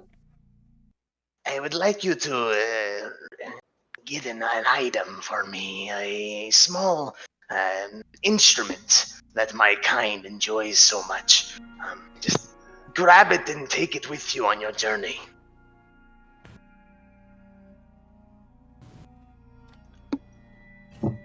And where is it? You want us to? Oh, sorry, I interrupted you. No, you're good. Go ahead. And where is this that you wanted us to grab? It's a carnival has it. A carnival's coming to town. I have it done. Good word. Good word. A carnival. A few days' time, maybe. It's coming to town. You'll have a small banging instrument, a drum of sorts. Just simply take it. Take it with your persons. Off to whatever journey you're taking. But it is important. I'll come and get it from you some other time. As you can see, a rare creature as myself, I cannot be out in the city with a drum. I'll follow you. Can I do an insight check to see if this guy's like, Yeah. you know, I I'll was gonna actually say be there, or like just take this drum? Like it's Yeah. horrible. Take it. Give me an insight, but you're not going to get like this isn't like a lie detector, so Yeah, It's yeah. gonna I be- guess more it's like gonna be more about, like, desperation, or more about desperation versus sincerity versus Sure. Nervousness or something like that. And I'm Yeah. gonna kind of let Ryan just choose to see how he goes with this. So Ostos, you rolled a critical failure. excellent. So Ryan, just tell me exactly how he seems to feel and how he seems to be portrayed. I would say that since I'm just speaking telepathically, and I'm a very foreign creature, that you probably wouldn't get a whole lot of my intent. But just from what you do know from general body language, the scritchy, scratchy, kind of interesting interaction definitely hints at some nervousness of asking you guys to do this. But I'd say it'd be pretty hard to tell whether or not. Yeah, I'm sorry. He rolled a critical failure, so I was saying in the respect of that, you could literally say anything. You could say he looked incredibly confident. Yeah, I mean, yeah, I definitely wouldn't say that I'm trying to like deceive you or anything. It definitely seems like I'm asking for something that is true. Gotcha. Okay. Yeah. So roll with that. Act as if that's the truth. In general, guys, I always trust you to just kind of like roll with the role play and like when we do interactions with each other, like deceptions and insights, to just go with the good faith and like, here's what they rolled. What do you think? If there's an opposed thing, then they can roll, and then it's like, what do you think it ought to be? Because I don't really want to force anything as a DM when players are interacting with each other. Right. So we're did you want us to buy the instrument or with the money and then find you? No. These metal things, you can have them. This is my insurance that you do it. Hara's gonna look at Genevieve and she's gonna be like, he wants us to take. Yes, take it with you. Wherever you go, just take it. How big is this drum? Do you need to be reminded, or do you remember? I mean, I imagine it's somewhat sizable, but it's a big fucking drum. It's like a barrel. It's like almost like a barrel. Yeah, like you know Donkey Kong, how he brings out that like big like thing, he's like smashing. Yeah. Oh my god! Okay. Oh, God. Well, at least we have a friend to help us carry it. And I'll look toward Lexi's character, who I still don't know how to say her name. I'm really sorry. She isn't a large class, but she is pretty big. Yeah. I'm gonna give a hefty punch to Zerdos. Yeah, Zerdos, and you got this. I'll reinforce. I promise, this is only an important item to people like myself, my kind. Very much enjoys this item. Did this circus, did they steal the drum from you? You can just close the or your door. people? This is gonna sound odd, right? There's What a little do green pause. hands like? Say that again, Say what? BC? You're kind of breaking up, What do Calrana. green hands look like? Well, Praying depends on the mantis. species. Yeah. Depends on the species. So the thrycreen are a little bit more pinchy, like more like a human's. The torcreen are a little bit more almost scythe-like, but they can still pick items up. I don't want to constrain them in that way. But they're a little bit more, kind of nasty looking, more almost scythe-like looking. Yeah. and the Trinok, which are the big boys, they're like huge fucking meat clubs with pincers on the end. In the manner of speaking, based off of what you might view it as, yes. They've stolen from my kind, and to free what they have stolen, you must take the drum. And we can bring it back here, and you'll take it? No. If it goes missing and someone happens to want it, although it should be inconsequential to them, it is best that you take it away with wherever you go on your journey, and I will retrieve it from you there. I don't want to be seen with that drum here in the city. I already am the gaze of so much scrutiny. But out of character, we don't know where we're heading next, so... It does not matter, I will No, that's find out of character. Oh, sorry. That's out of character. Look, yeah, Heather pushes over the scene. So, by the way, where are we going next? I'll find you. That sounds really creepy, by the way. I'll find you. Very particular set of skills. Exactly. Well, actually, I almost started. I don't know why, but Ryan saying like "just take it" is really fucking creeping me out. I'm loving it. I love it, but it's creepy. Yeah, it's perfect. Good job, Just dude. take it. Like, okay, nope. It's a hefty sum of change for We what might be an easy job. Much easier for you than someone like me, right? Yeah, I would imagine so. Well, it is a lot of coin, and if we had something like this much coin before, maybe we could have been more equipped to not lose somebody like we just did. So, I think we could put it to good use. I'm interested. He seems very honest to me. Way to guilt trip, Helio. Can I insight check him? Can I insight check our bug friend? Sorry. Go ahead. Yeah, go ahead.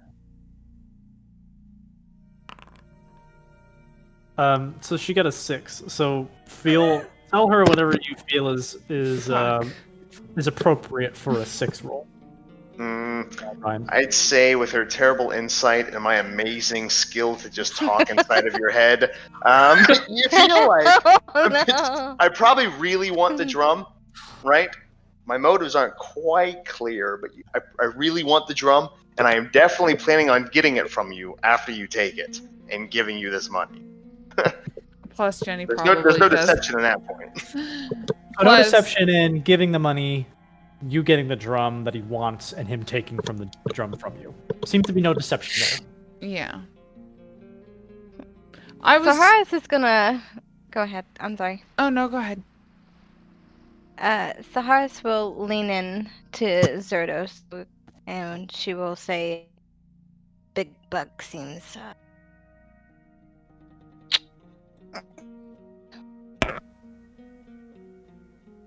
So you broke up there. I heard you say big bug seems.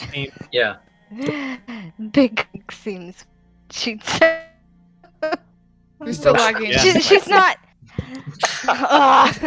Big Bug seems. Big Bug seems. Big beard. He's using his psionic power to block Big Bug. We'll just assume that Saharas had a stroke in that moment. Are you okay? Raise your arms up, say a sentence. Yeah, there's a little bit of blood that comes out of her nose. Saharis, you okay? Did Jenny hit you too hard? You got me. What are you going to do with the drum once you get it from us? My understanding was that contracts said you do something, I pay you. What I will do with the drum is not really so much of your concern. What else would you do with the drum? Beat it, maybe. I'm not sure why my kind enjoys them so much, but it is very important my kind has it back. Can I insight that, please? Let me insight that. Okay, just throw another fucking insight roll on here.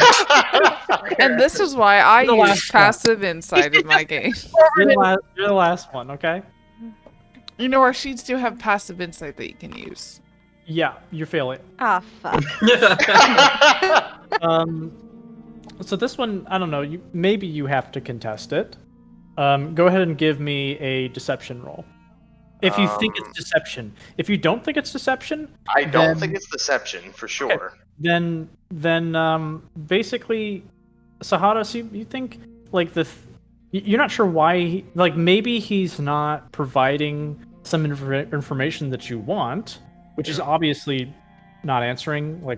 He's basically just saying well, we just want the drum. We like drums, we want them, but the transaction that he's talking about seems completely devoid of deception. Would it be fair to put 2 and 2 together? The way his arms are, that they would puncture the drum if he tried to play it? No, he could hit it in other ways. Okay. Yeah, he could hit it with his elbows. He could hit it with the back of his scythe-like hands. He could I mean, like he's got multiple arms. Yeah, maybe I just like fucking up drums, you know, like fuck percussion. I mean, like maybe the drums for a friend. Like it's all kinds of reasons why he could be fine with wanting a drum, right? So it's devoid of deception in the arena in which like the transaction is being forthright to you. Okay.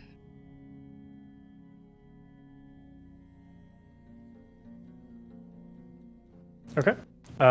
So do you take up on his deal? Do you talk more? What do you do? Ryan, like I told you this would happen. No, yeah, 100%. It's all good. What, we're just fucking paranoid? Yeah, of course we are. As you should be, I feel like. Yeah. You know what? He wants to give us money to get a big ass drum. I'm just gonna like. Okay. Give it. It seems like a good deal to me. I feel a bit bad for the carnival, but they can always get another drum. I feel bad for drum. They stole it in the first place. Actually, in that regard, why don't you just buy a drum? Did we get your name? Peregrinus? I have not said my name. I have not said my name yet. No.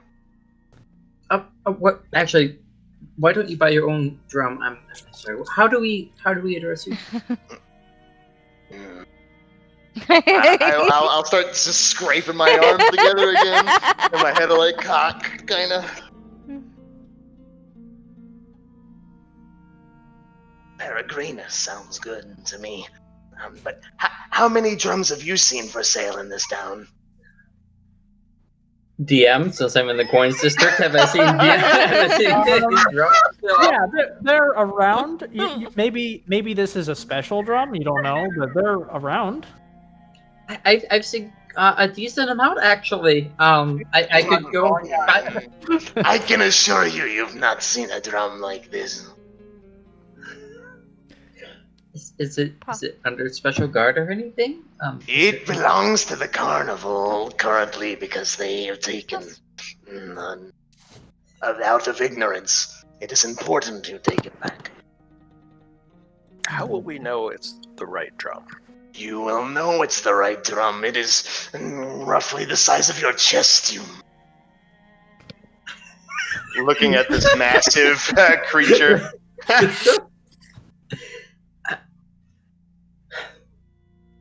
Well, if you're certain there's no way for us to mistake it for maybe another sizable drum that might be right next to it, as we like to group things,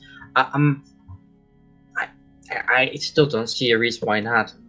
It still seems to be quite a sizable sum more than regular drums in the coins district. Iron is iron. I'm gonna reach for the iron. You're gonna reach for the iron? Yeah, because me and Beastie are standing there thinking that you're gonna give us the money first, and then we're gonna go steal the drum. Well, so I have definitely tucked the iron back into like behind Okay, well, we're my standing there forearms. holding out our hands like, so you're gonna give us the iron They're first, right? Reaching to grope you. I do not have. I will look down, maybe perceiving what you're looking. I do not have a good track record with your kind. I will give you the iron if you get the drum. If you do not get the drum, you do not get the iron. What happens if you fail or capture? It makes no sense. Why don't you give us half? With my kind? Or me? Let's not turn into something like that, okay? Which one do you have a problem with? Halflings or Drays? Who are you talking about? Because Non-bugs. Non-crean. I mean, if there's a way for you to perceive it, because I'm talking into all of your minds, so I'm saying that for sure, but it's definitely all of you are hearing your kind. Okay. So, I mean, if you press me on it, I'll talk to everyone. Gotcha. No worries. Because everybody's reacting to him. Okay, I will. Can I try and persuade him and say, "How about this? How about you give us half?" Won't be by a roll, but you can talk about it. Sure, Ryan. I was waiting for a roll, but never mind. No, there won't be rolls for persuasion among party members.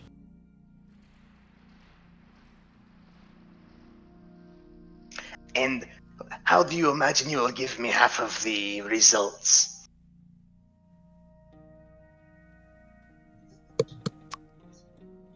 He has a fair point. I will look at my necklace. Okay. And I'll pull up my necklace and say, because I can't remember who had the thing. Did you give it to me? I gave it to you. Okay. You have both parts. Okay. So I'll give him. I'll look at the necklace and say, because I have something special, and this necklace will let you hear my thoughts. So if you give us half, you can hear me thinking about how we're about to steal the drum or sneak into the carnival. Can I intervene? Yeah. Doesn't capture the thoughts, just captures the words. Or the Captures words I meant. Yeah. If that works, whatever. That's cool. So am I to be understanding that if I'm gonna give you half, you're going to give me the necklace, and somehow I am going to be able to track what you're thinking or saying? Yeah. Because I'm assuming your thing won't work. Does the necklace have a range? I can't remember anymore. You imagine it at least has a range of dozens upon dozens of miles, if not maybe even way more than that. It won't be the necklace you give though; it'll be the gem. Right. I'll give. Sorry, say my brain's not working today. Okay. So I have a necklace, and then I give you a gem, and basically, if you hold on to the gem, you can hear me talking. Can we give this a try? Sure. Then I would like to somehow, if I can, take whatever this gem is and banish her from the group and make her whisper without me listening to her. Do you cast a banishment? No. I meant like. Oh God. Okay. Like somewhere where I know that I'm hearing her through this gem, not. Please cast banishment. Okay. I would love to see the Feywild version of Dark Sun Universe. Man, I need to get some new notes for that. Yeah, everything's fire. I'm not prepared for banishment. Okay, so not Dark Sun. So presumably, like Jenny, do you move a considerable space away? Yeah. Such that like he wouldn't be able to hear you normally. And yeah, then I'll leave. Yeah, I'll leave the alleyway, and I'll go down a couple blocks. Yeah, there's a beggar that like wants some money from you as you walk by. You step over them. You know. No do I hear her? No, you filth! Get a job. No, it's not like that. And eventually you reach the other end, and like Jenny, do you say anything or? I say, you should give me half because this is supposed to be working at the moment. Peregrinus, so long as you're holding it in your claw, you hear it. Comes out in your own mind, actually. Is she more than sorry. We'll say she's 120 feet away currently. Perfect, because this range is 120 feet. Then I will whisper back to her. You can come back. We have a deal. If you agree to one final thing. And I'll wait for her to come back. Okay, I'll come back. It's back, and what do you say? Just so we're aware, if you take this half and do not yield at least somehow half the results, I will come to collect it back from you. Okay. Then I will and start flopping out iron up to half on the ground for them. The strange creature makes it rain. You're not sure if he knows that that's like slightly rude. He's obviously not from here, and you're able to collect your 25 iron, if I'm understanding correctly, from the pouch. Peregrinus, you hold the rest. And the gem. And the gem. So you currently have in your inventory a divination gem that is locked onto her necklace. I want that gem back. Any very local noise around her necklace when she wears it, you hear in your own mind. But I don't know that it's got like a specific thing like that. No, but I feel like it's fine. Yeah. We've had a long history with this thing figuring out what it is. All right. Yeah. All right. Is that kind of the fade out moment? Is this a good place to stop? Yep. Ding, ding, ding, ding, and then I'll scuttle back into the alleyway. Fades into the shadow, seemingly like disappearing into it. And yeah, you can put it in like your group loop for now. Okay. Is this a good place to leave off? I'd like. And there is a sort of caravan that is heading south in the same direction as you. What looks like, at least from afar, a merchant with a fairly heavy troop of guards. I don't have a little wagon thing, but So I'm sure you can imagine it. Yeah. Should we see if they have any wares for sale? Would it stop, or do you think they just continue on? Like, No, we can, if you want. you never know, my friend. A good deal. I would like Might to find a bargain on the road before they get into town. Yeah. You want Rush me ahead to- a little bit. Oh, go ahead. Yeah, no one objects. Mm-mm. I'll follow behind, just to sort of. I'm gonna tuck my hood in real good so I definitely look like a child and follow along. Hiding the human skull on your shield. I'm a kid! Waving around. You know, she doesn't see anything wrong with that. Okay. So you. I'll kind of just like wave and like, hello, any wares for sale? And you're kind of yelling at them Yep. from behind, and Waving to like very. the man in the sort of like carriage is being pulled by two kank, and I should have put that in there too. That's okay.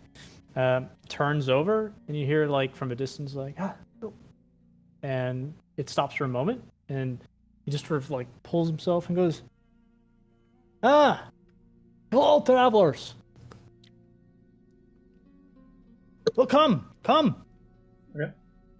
That's my approach. You come over and you see essentially this individual.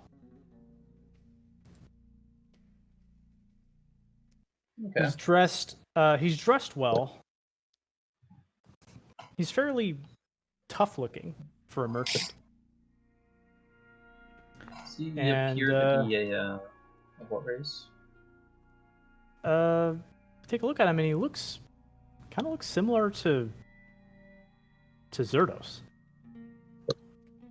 He looks like a mole. In his stature, the way his ears sort of are mostly round, but come to this sort of point at the end, and this musculature at the neck that kind of signifies the sort of strength that comes only from half giants and Mull, mostly speaking. Some dwarves. And he goes, Remarkable head of hair.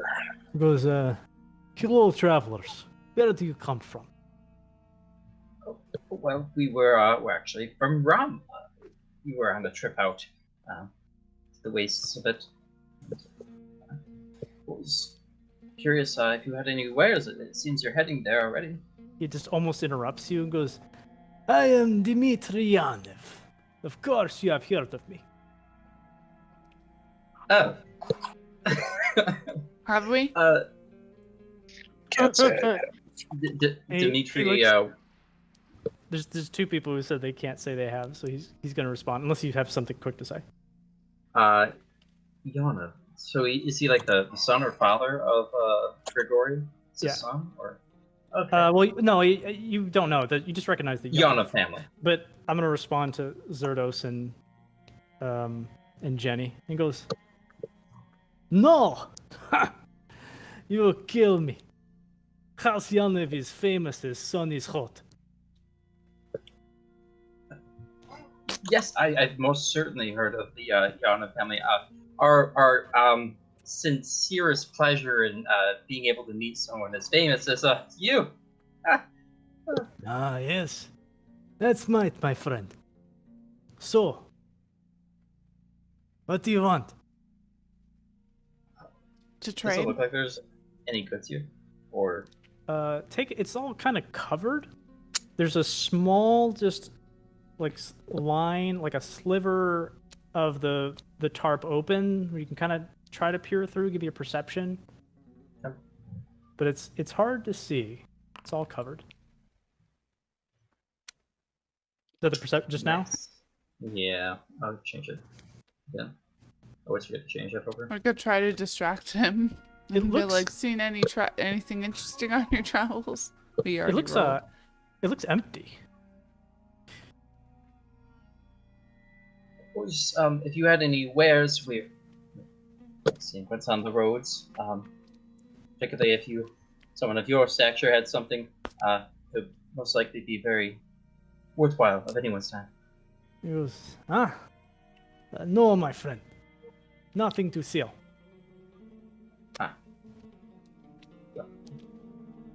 Can I get like an insight check on him to see if like he's kind of like somewhat a little, I don't know, maybe nervous about what he might have in there or what he might have had?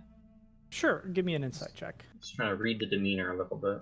And like as he says nothing to sell, he kind of like moves the cank again, almost expecting you to walk alongside him at this point. If you do that, let me know. I will do that. Anybody else who does or not?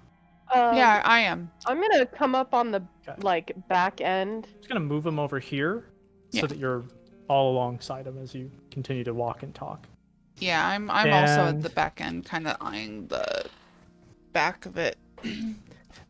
Astos, you get the feeling that he's like sort of friendly, like if nothing else, but to like hear his own name be spoken. He seemed to be particularly pleased by that. However, for the most part, you feel like he's regarding you like a mosquito, just kind of moving around you, and he just wants you to go away. Thank you for letting us meet someone like yourself, and now Scarlet, you all. As you move away, he kind of looks over at one of the men and goes, "Look at this fucking shit, eh?" And one of the guards gives a laugh, forced or not, you're not sure. Mm-hmm. I can't move myself up there for some No? reason. Are you like too far away? Just try now. I think it was because I was in the gray. Yeah, when you're Is too far in he- the gray. Is he you go. laughing at Astos? You're not sure if it's like at or at the situation. It's hard to tell. He's it's like he revered him or at least fake revered him. Astos did, and then he's laughing. You know I'm just that. going to look at him and say, at least it seems that we've had more interesting adventures than you have. And I look at Astos and say, come, we can go to the bar and have many drinks and talk about that giant beast we just defeated. And I'll just walk alongside Astos. He looks over at you for a moment with a sneer, and even opens his mouth for a second, and then closes it again. It just sort of keeps a smile that betrays a little bit of anger. Out of character, I'm like, nobody treats our mage badly. Can I perception check the like carriage and the guards to see if they're like worn down or hurt or anything? Like Medicine. Sure.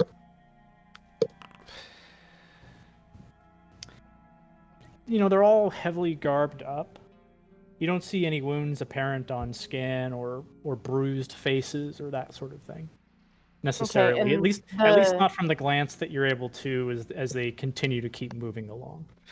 And I am gonna move them along a little bit. Okay.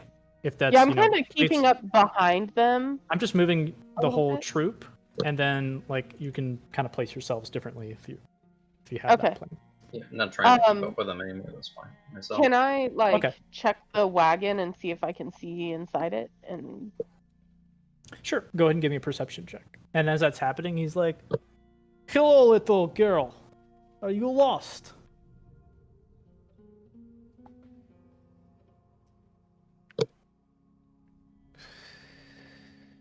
should be doing it more like, "Hello, little girl. Are you lost?" There we go. He's a little She's just deeper. exploring. Yeah. Yeah, I'm gonna kind of look in and like. No, are you? You just smell a hint of decay, but you don't see anything inside. Okay. Yeah, I'm gonna go. Are you lost? No, don't you see Ram over there? That is my hometown. Where you? Is he heading towards Rom or? Yeah, this is the road towards Ram. Okay. I'm gonna go. Oh. I'm not from there. Ah. Then you should go to the official district sometime. It is my district. Yours? Do you own it? Ah, the Yonev family owns much in that area. I'm gonna like do the little kid stubby leg thing and hope that they'll take pity on me and let me into the carriage as I'm trying to talk to him. Give me I do have my like pathetic beggar background feature. Sure. Then give me a advantaged deception check. Where were you heading from, anyways? Necessarily deception. I'm short. I got short legs. It's either a performance or deception, but I feel like it's deception. Treads both lines, really. Yeah, so you're sort of making this performance of stumbling, but the motive and arguably the stumbling can be deception, so I'm okay with that. Yeah. Sorry, I interrupted. Give me an insight next, please. I was asking a question, but I'll ask after. Beastie, you feel like the sort of empathy granted by some is just not present with this man. Okay. And he sees you stumble, and he gives a small chuckle.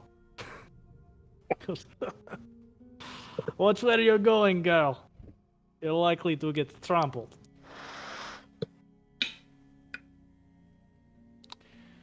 I'm curious about the fact that it smells like decay. Moving it a little bit. Yep. As they're... Sorry. Go ahead, Otherly. Oh, I was just gonna say, as they're moving up, I'm gonna say, so, where were you heading from? Because you're heading back to Rom. This is the same person who sneered at. He goes, I am transporting. You are a nosy traveler. Mind your business, eh? I'm just curious. Sorry. With this going on, and I see Beastie's trying to angle in there somewhat. Yeah. And everyone's kind of like, yeah, everyone's kind of like focused forward and everything. I'm gonna do something a little ballsy. Oh, really? Because guess what I was about to say. I'm gonna cast Grease underneath the Kank legs. Okay, and while he's doing that, I'm just gonna say yeah, because it's not like you want the Templars to, know if you're doing anything suspicious. We're kind of hanging back a little bit. I think it's a 60-foot cast. I've stepped closer to Beastie because I'm worried she's about to get attacked. You whisper the spell. You stay behind, hoping not to be seen. Damn it. But certainly, Grease suddenly forms underneath, and not inconspicuously. Are you okay with that? Not inconspicuously. Yeah, Grease just appears, right? Like when you throw your bottle of grease, it's the nature of how it happens is inconspicuous, if that makes sense. Mm-hmm. But if you're just casting it, so it's like, are you throwing a bottle of grease in their way, or are you casting magic? Okay. I will be 2 seconds because something my mom delivered is here. I'll be 2 seconds. So the Kank will both roll dexterity saving throws. DC 14. Okay. Well, Kank are not the best portrayed. Let me find something that more or less. Yeah, sure. This will more or less represent it. while you're getting that in, Lexi, we have found Dimitri Yana from the Yana family, from the house that we stole the slaves from and all that stuff earlier, and we're started talking to him. Super condescending, and has cargo that smells like decay a little bit. And beyond that, he has 2 kanks on a caravan and just marching towards town. But we had a little bit of talk with him. Doesn't really care about us or for us, and I just cast grease underneath the kanks that are pulling the caravan. So we'll see how that turns out. Okay, I feel so a roll of initiative grease, right now. grease just begins to form in a big puddle in front of the caravan, and one of the kink sort of slips and stumbles and hits the ground, while the other one holds fast, and the wagon rocks a bit before coming to a stop.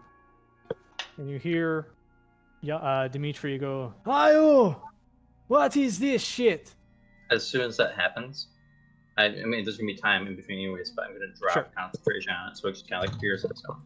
And it just puddle just disappears. Yeah. Okay, I'm gonna give them perception checks each. So 2, 4, 6, 8, 9 perception checks.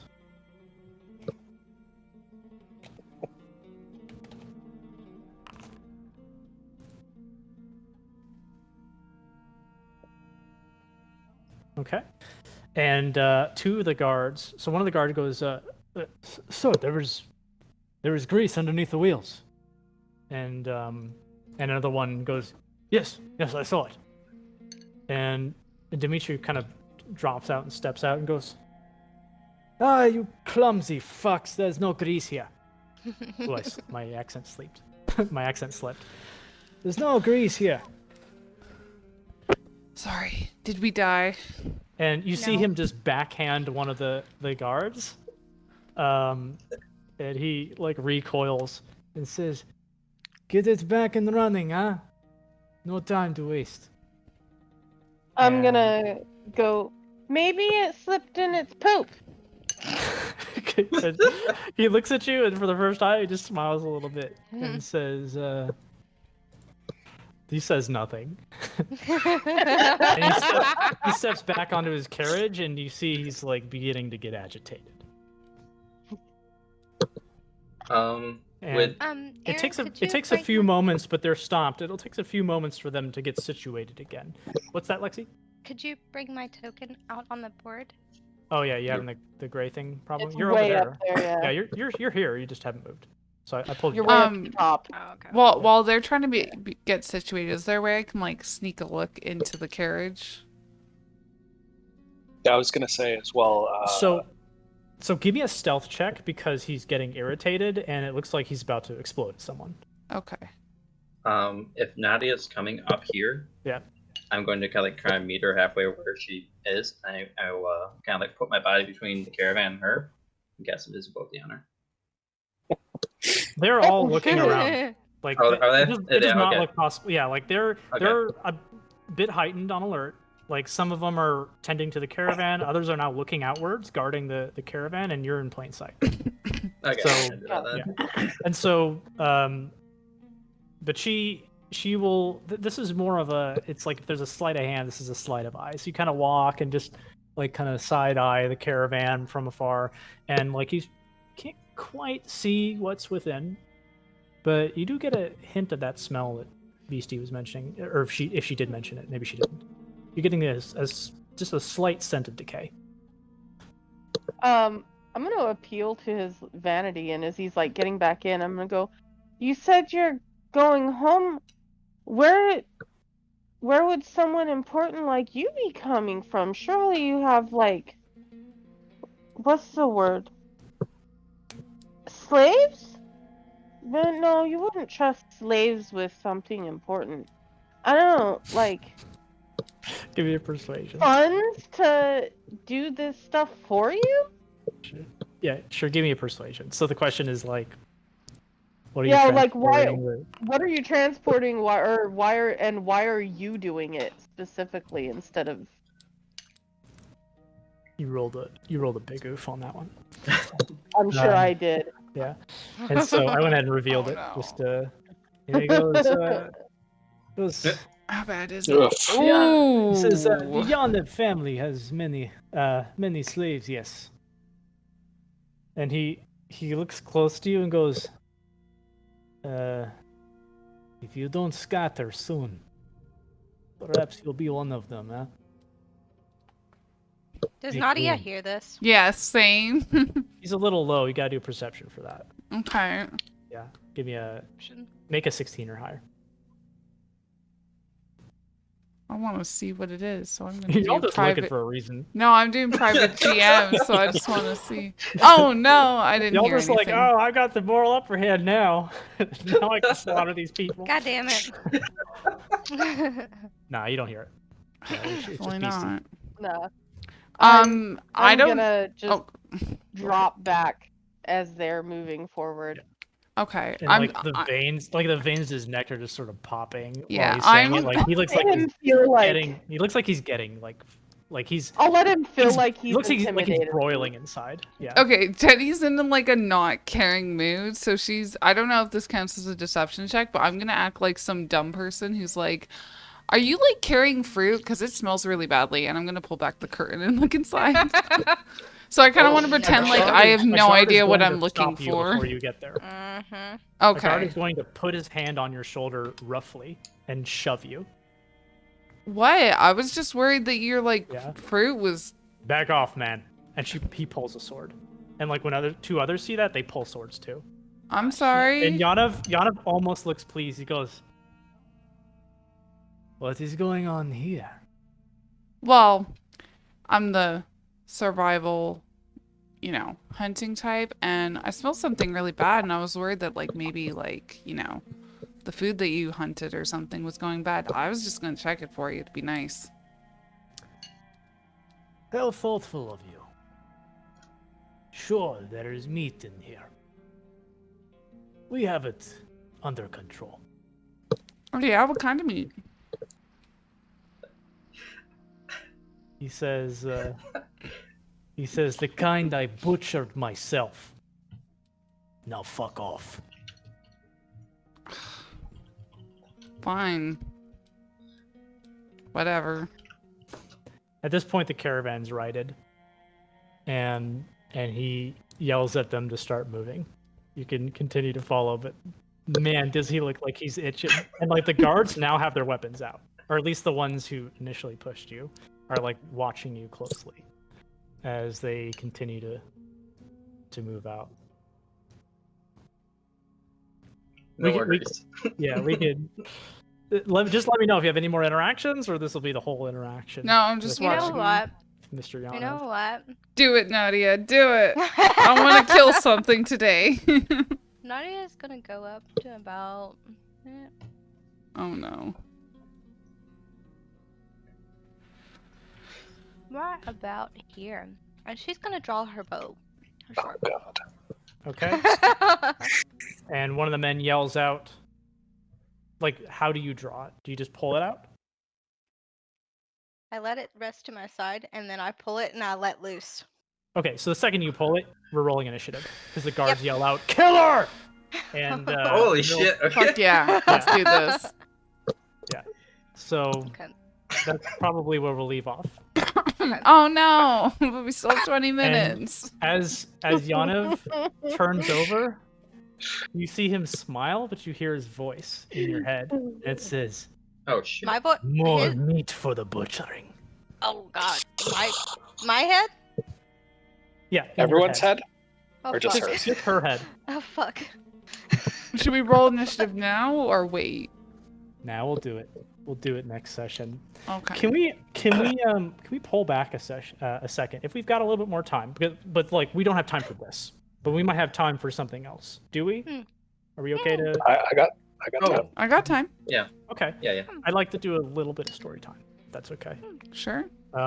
So, I wanted to wedge this in at some point.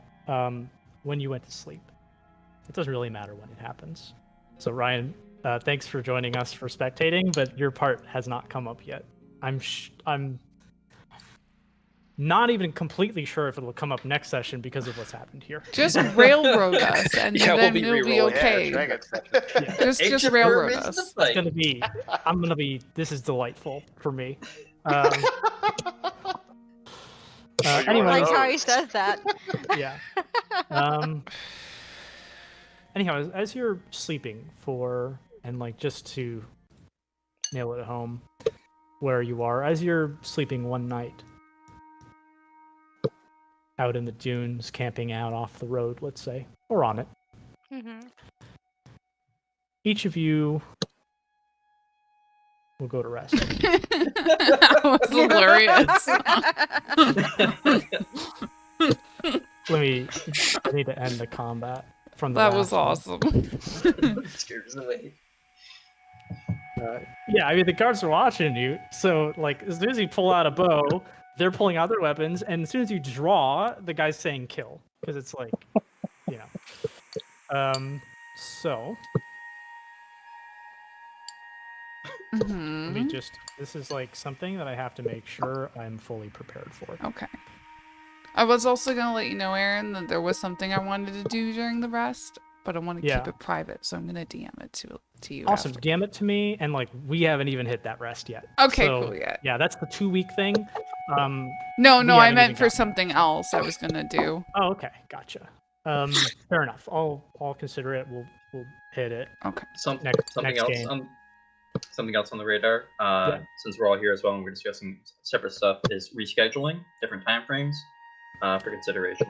Okay, so if we hit 5 or we have to hard stop, please stick around at least to do that. Is that fair? Mm-hmm. Okay. And we will hard stop at like 5, and if I feel like I've got a next thing and it's only got 2 minutes left, then we won't do it. Mm-hmm. So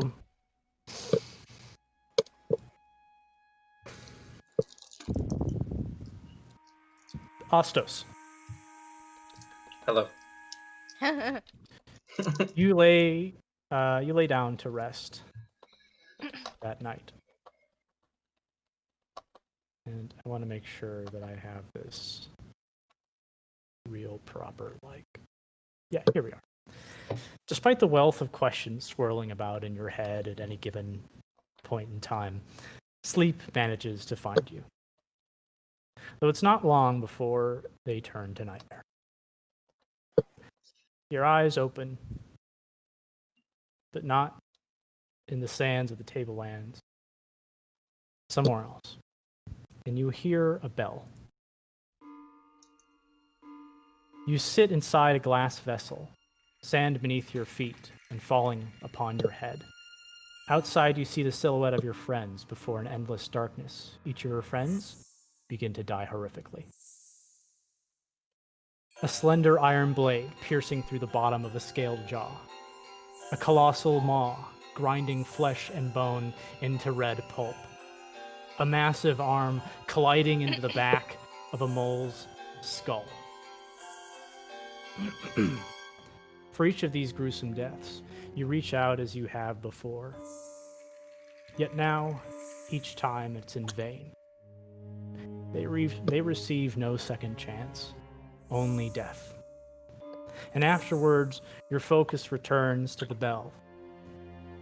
Its chiming ring, a skin-crawling dissonance, though not for its harmless melody, but for the strange, warped creature which holds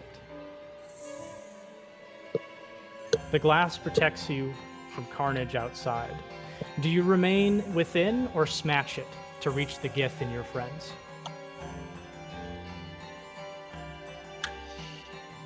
Do I have the bell in my hand? Do I have my bell that I ring normally? No, you have nothing. I will try to smash glass. The glass shatters, sending shards into your skin. Blood drenches the sand. You fight the pain to move towards the gift that hovers over your allies. You hear something before your vision begins to darken.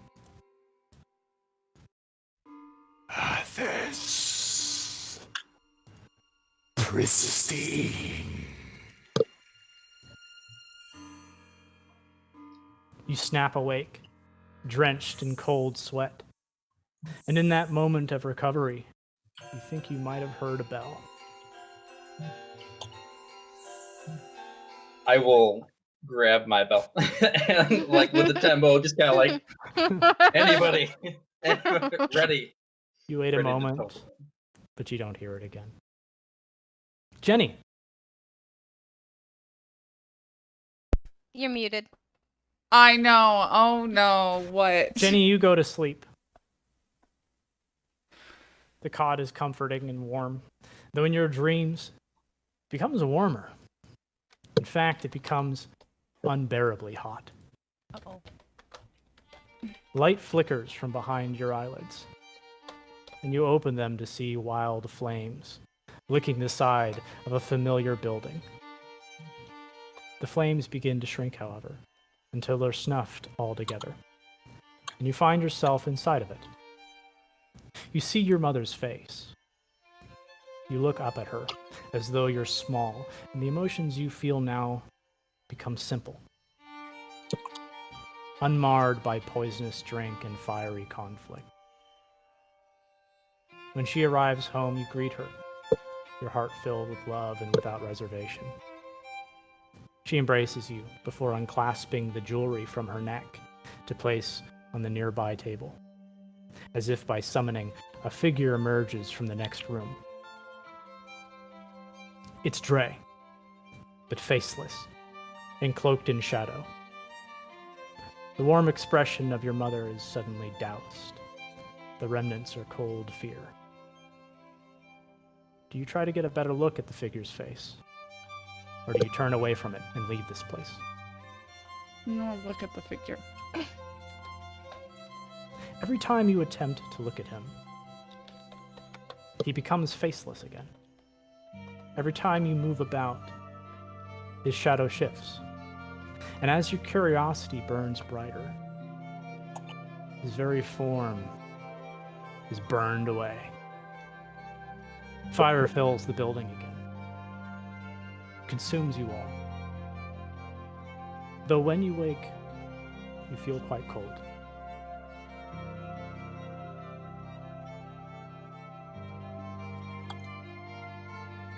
Nadia. Okay. Oh, yay. Oh, go ahead. Yeah, if you Oh, want to I was just respond gonna to it. say. I was just gonna say. The minute Jenny wakes up from that, she'll just take out the necklace and put it on, and start wearing it from now on. All right. I like that.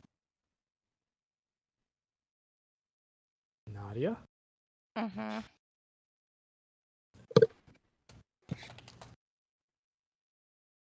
Sleep takes you as well.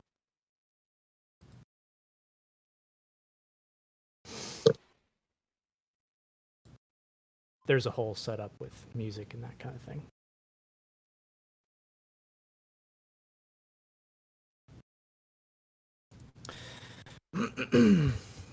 Here we go.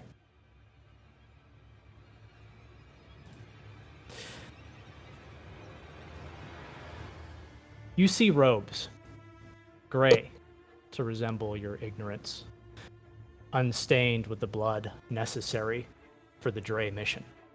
Mm-hmm. The mission you rejected, your robes are meant to be red. You find yourself on an island, a great volcanic mountain rising before you. A darkened sky blocks the sun, clouds roiling with ash obscure the land as the volcano belches black plumes. A tiny trail of lava spills from its top. Despite the ominous sight, something within you feels anticipation, perhaps even excitement. The ground shakes, at first subtly, but in a few moments so violently that you're forced to a kneel. And then it happens, what all Dre anticipate. The mountain bursts, though not in a volcanic explosion, but up forth a massive creature of scale and wing. It rips through the earth like a baby bird from a broken eggshell, its claws coming up first, pulling the top of the mountain apart. The land slides downwards as the creature's head emerges. The earth trembles again, as the creature fights against the mountain, pulling its torso upward, lava running off of its skeletal wings like water. You watch in awe as it presses its claws on the surface for the first time, and in a triumphant roar, it spreads its wings out to cast a shadow over the island. Do you embrace Dragoth's chorusation to bring about prosperity for the Dre, or do you reject his return with a defiant shout that you don't need him? I would rather just say fuck him. You shout out to Dragoth, the beast above. Everybody sees the picture, hopefully. And lava falls from the sky. As you roar back at Dragoth, your back aches as the skin tears open to reveal a set of leathery wings of your own. Oh, shit. But as soon as they appear, a blast of heat bursts from the volcano, Dragoth's own answer. Its hot breath incinerating your body.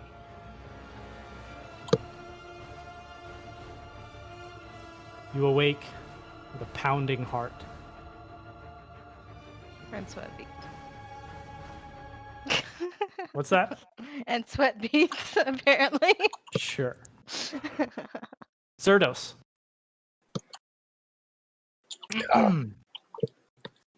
Whew.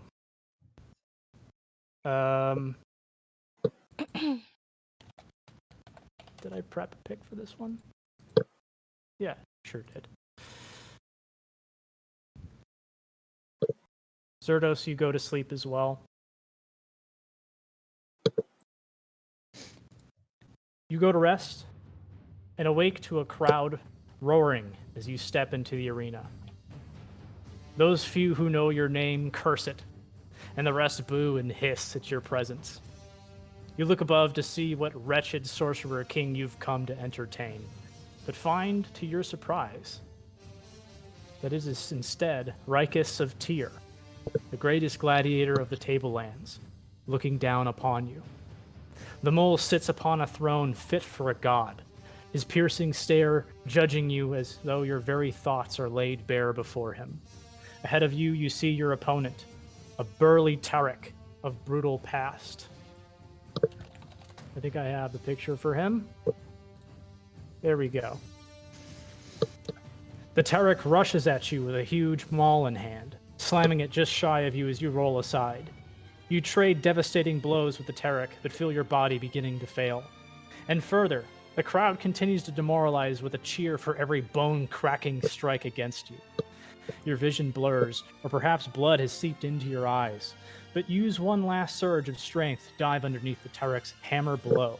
You glimpse his open neck and have a chance to slay him outright. Do you slay him, or fight non-lethally, and potentially lose? I'm gonna slay him. You lift your axe with what little strength you have left, sliding its blade across his neck. The Tarek gurgles in horror as his blood sprays across your face. He tries and fails to speak as he collapses to the floor, and the arena gasps in shock. You raise your hand triumphantly. Yet you then see Ricus stand, his face contorted in anger. He grabs a spear, a strange thing made of gnarled wood, and throws it across the arena to strike you in the heart, like a god smiting a mortal from the heavens. At that moment, you awake in a cold sweat, your muscles aching. Your chest is tingling a little bit.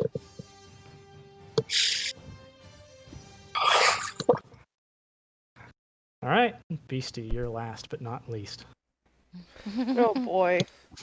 Also, I may have to ask, that was the Conan theme music, right? Yes. Yes, okay. Dark Sun and Conan to me go hand in hand. Oh yeah, no, absolutely. I was just like, is this Conan music? This has to be like, yes. I'm so glad I'm my father's daughter right now. Yeah, I've got a very soft spot in my heart for the Conan aesthetic. And like the guy who made the art is Brahm, and like it's straight up Conan-like style. Okay, moving on. Beastie.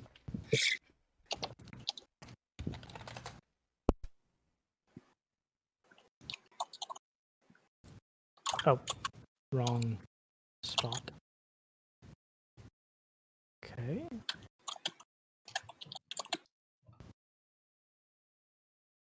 Sorry for the wait on these. These take a kind of prep to sleep. Wind presses against your fluttering wings again. You carry Kagi in your clutches. He grins from ear to ear as the wind whips his rope-like hair around. You exchange looks of happiness, the kind that don't require words.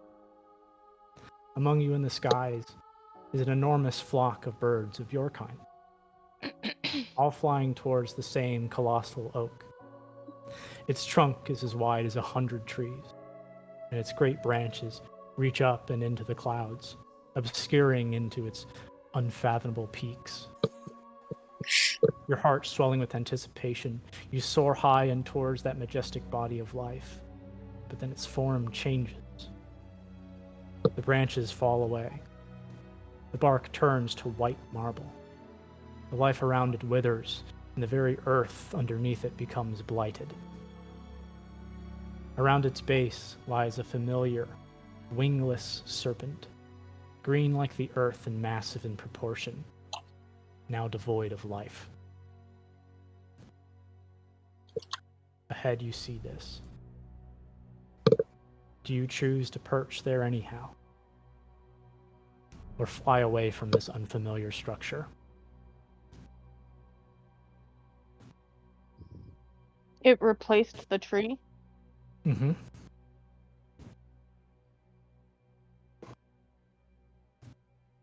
No, I'm flying away from it. As you and your flock turn away, you see the shadow of the dragon fall upon you. Uh-oh. Kagi cries out in fear. But before you and your flock can dive away, a massive fan of flame washes over the sky. You awake in a cold sweat.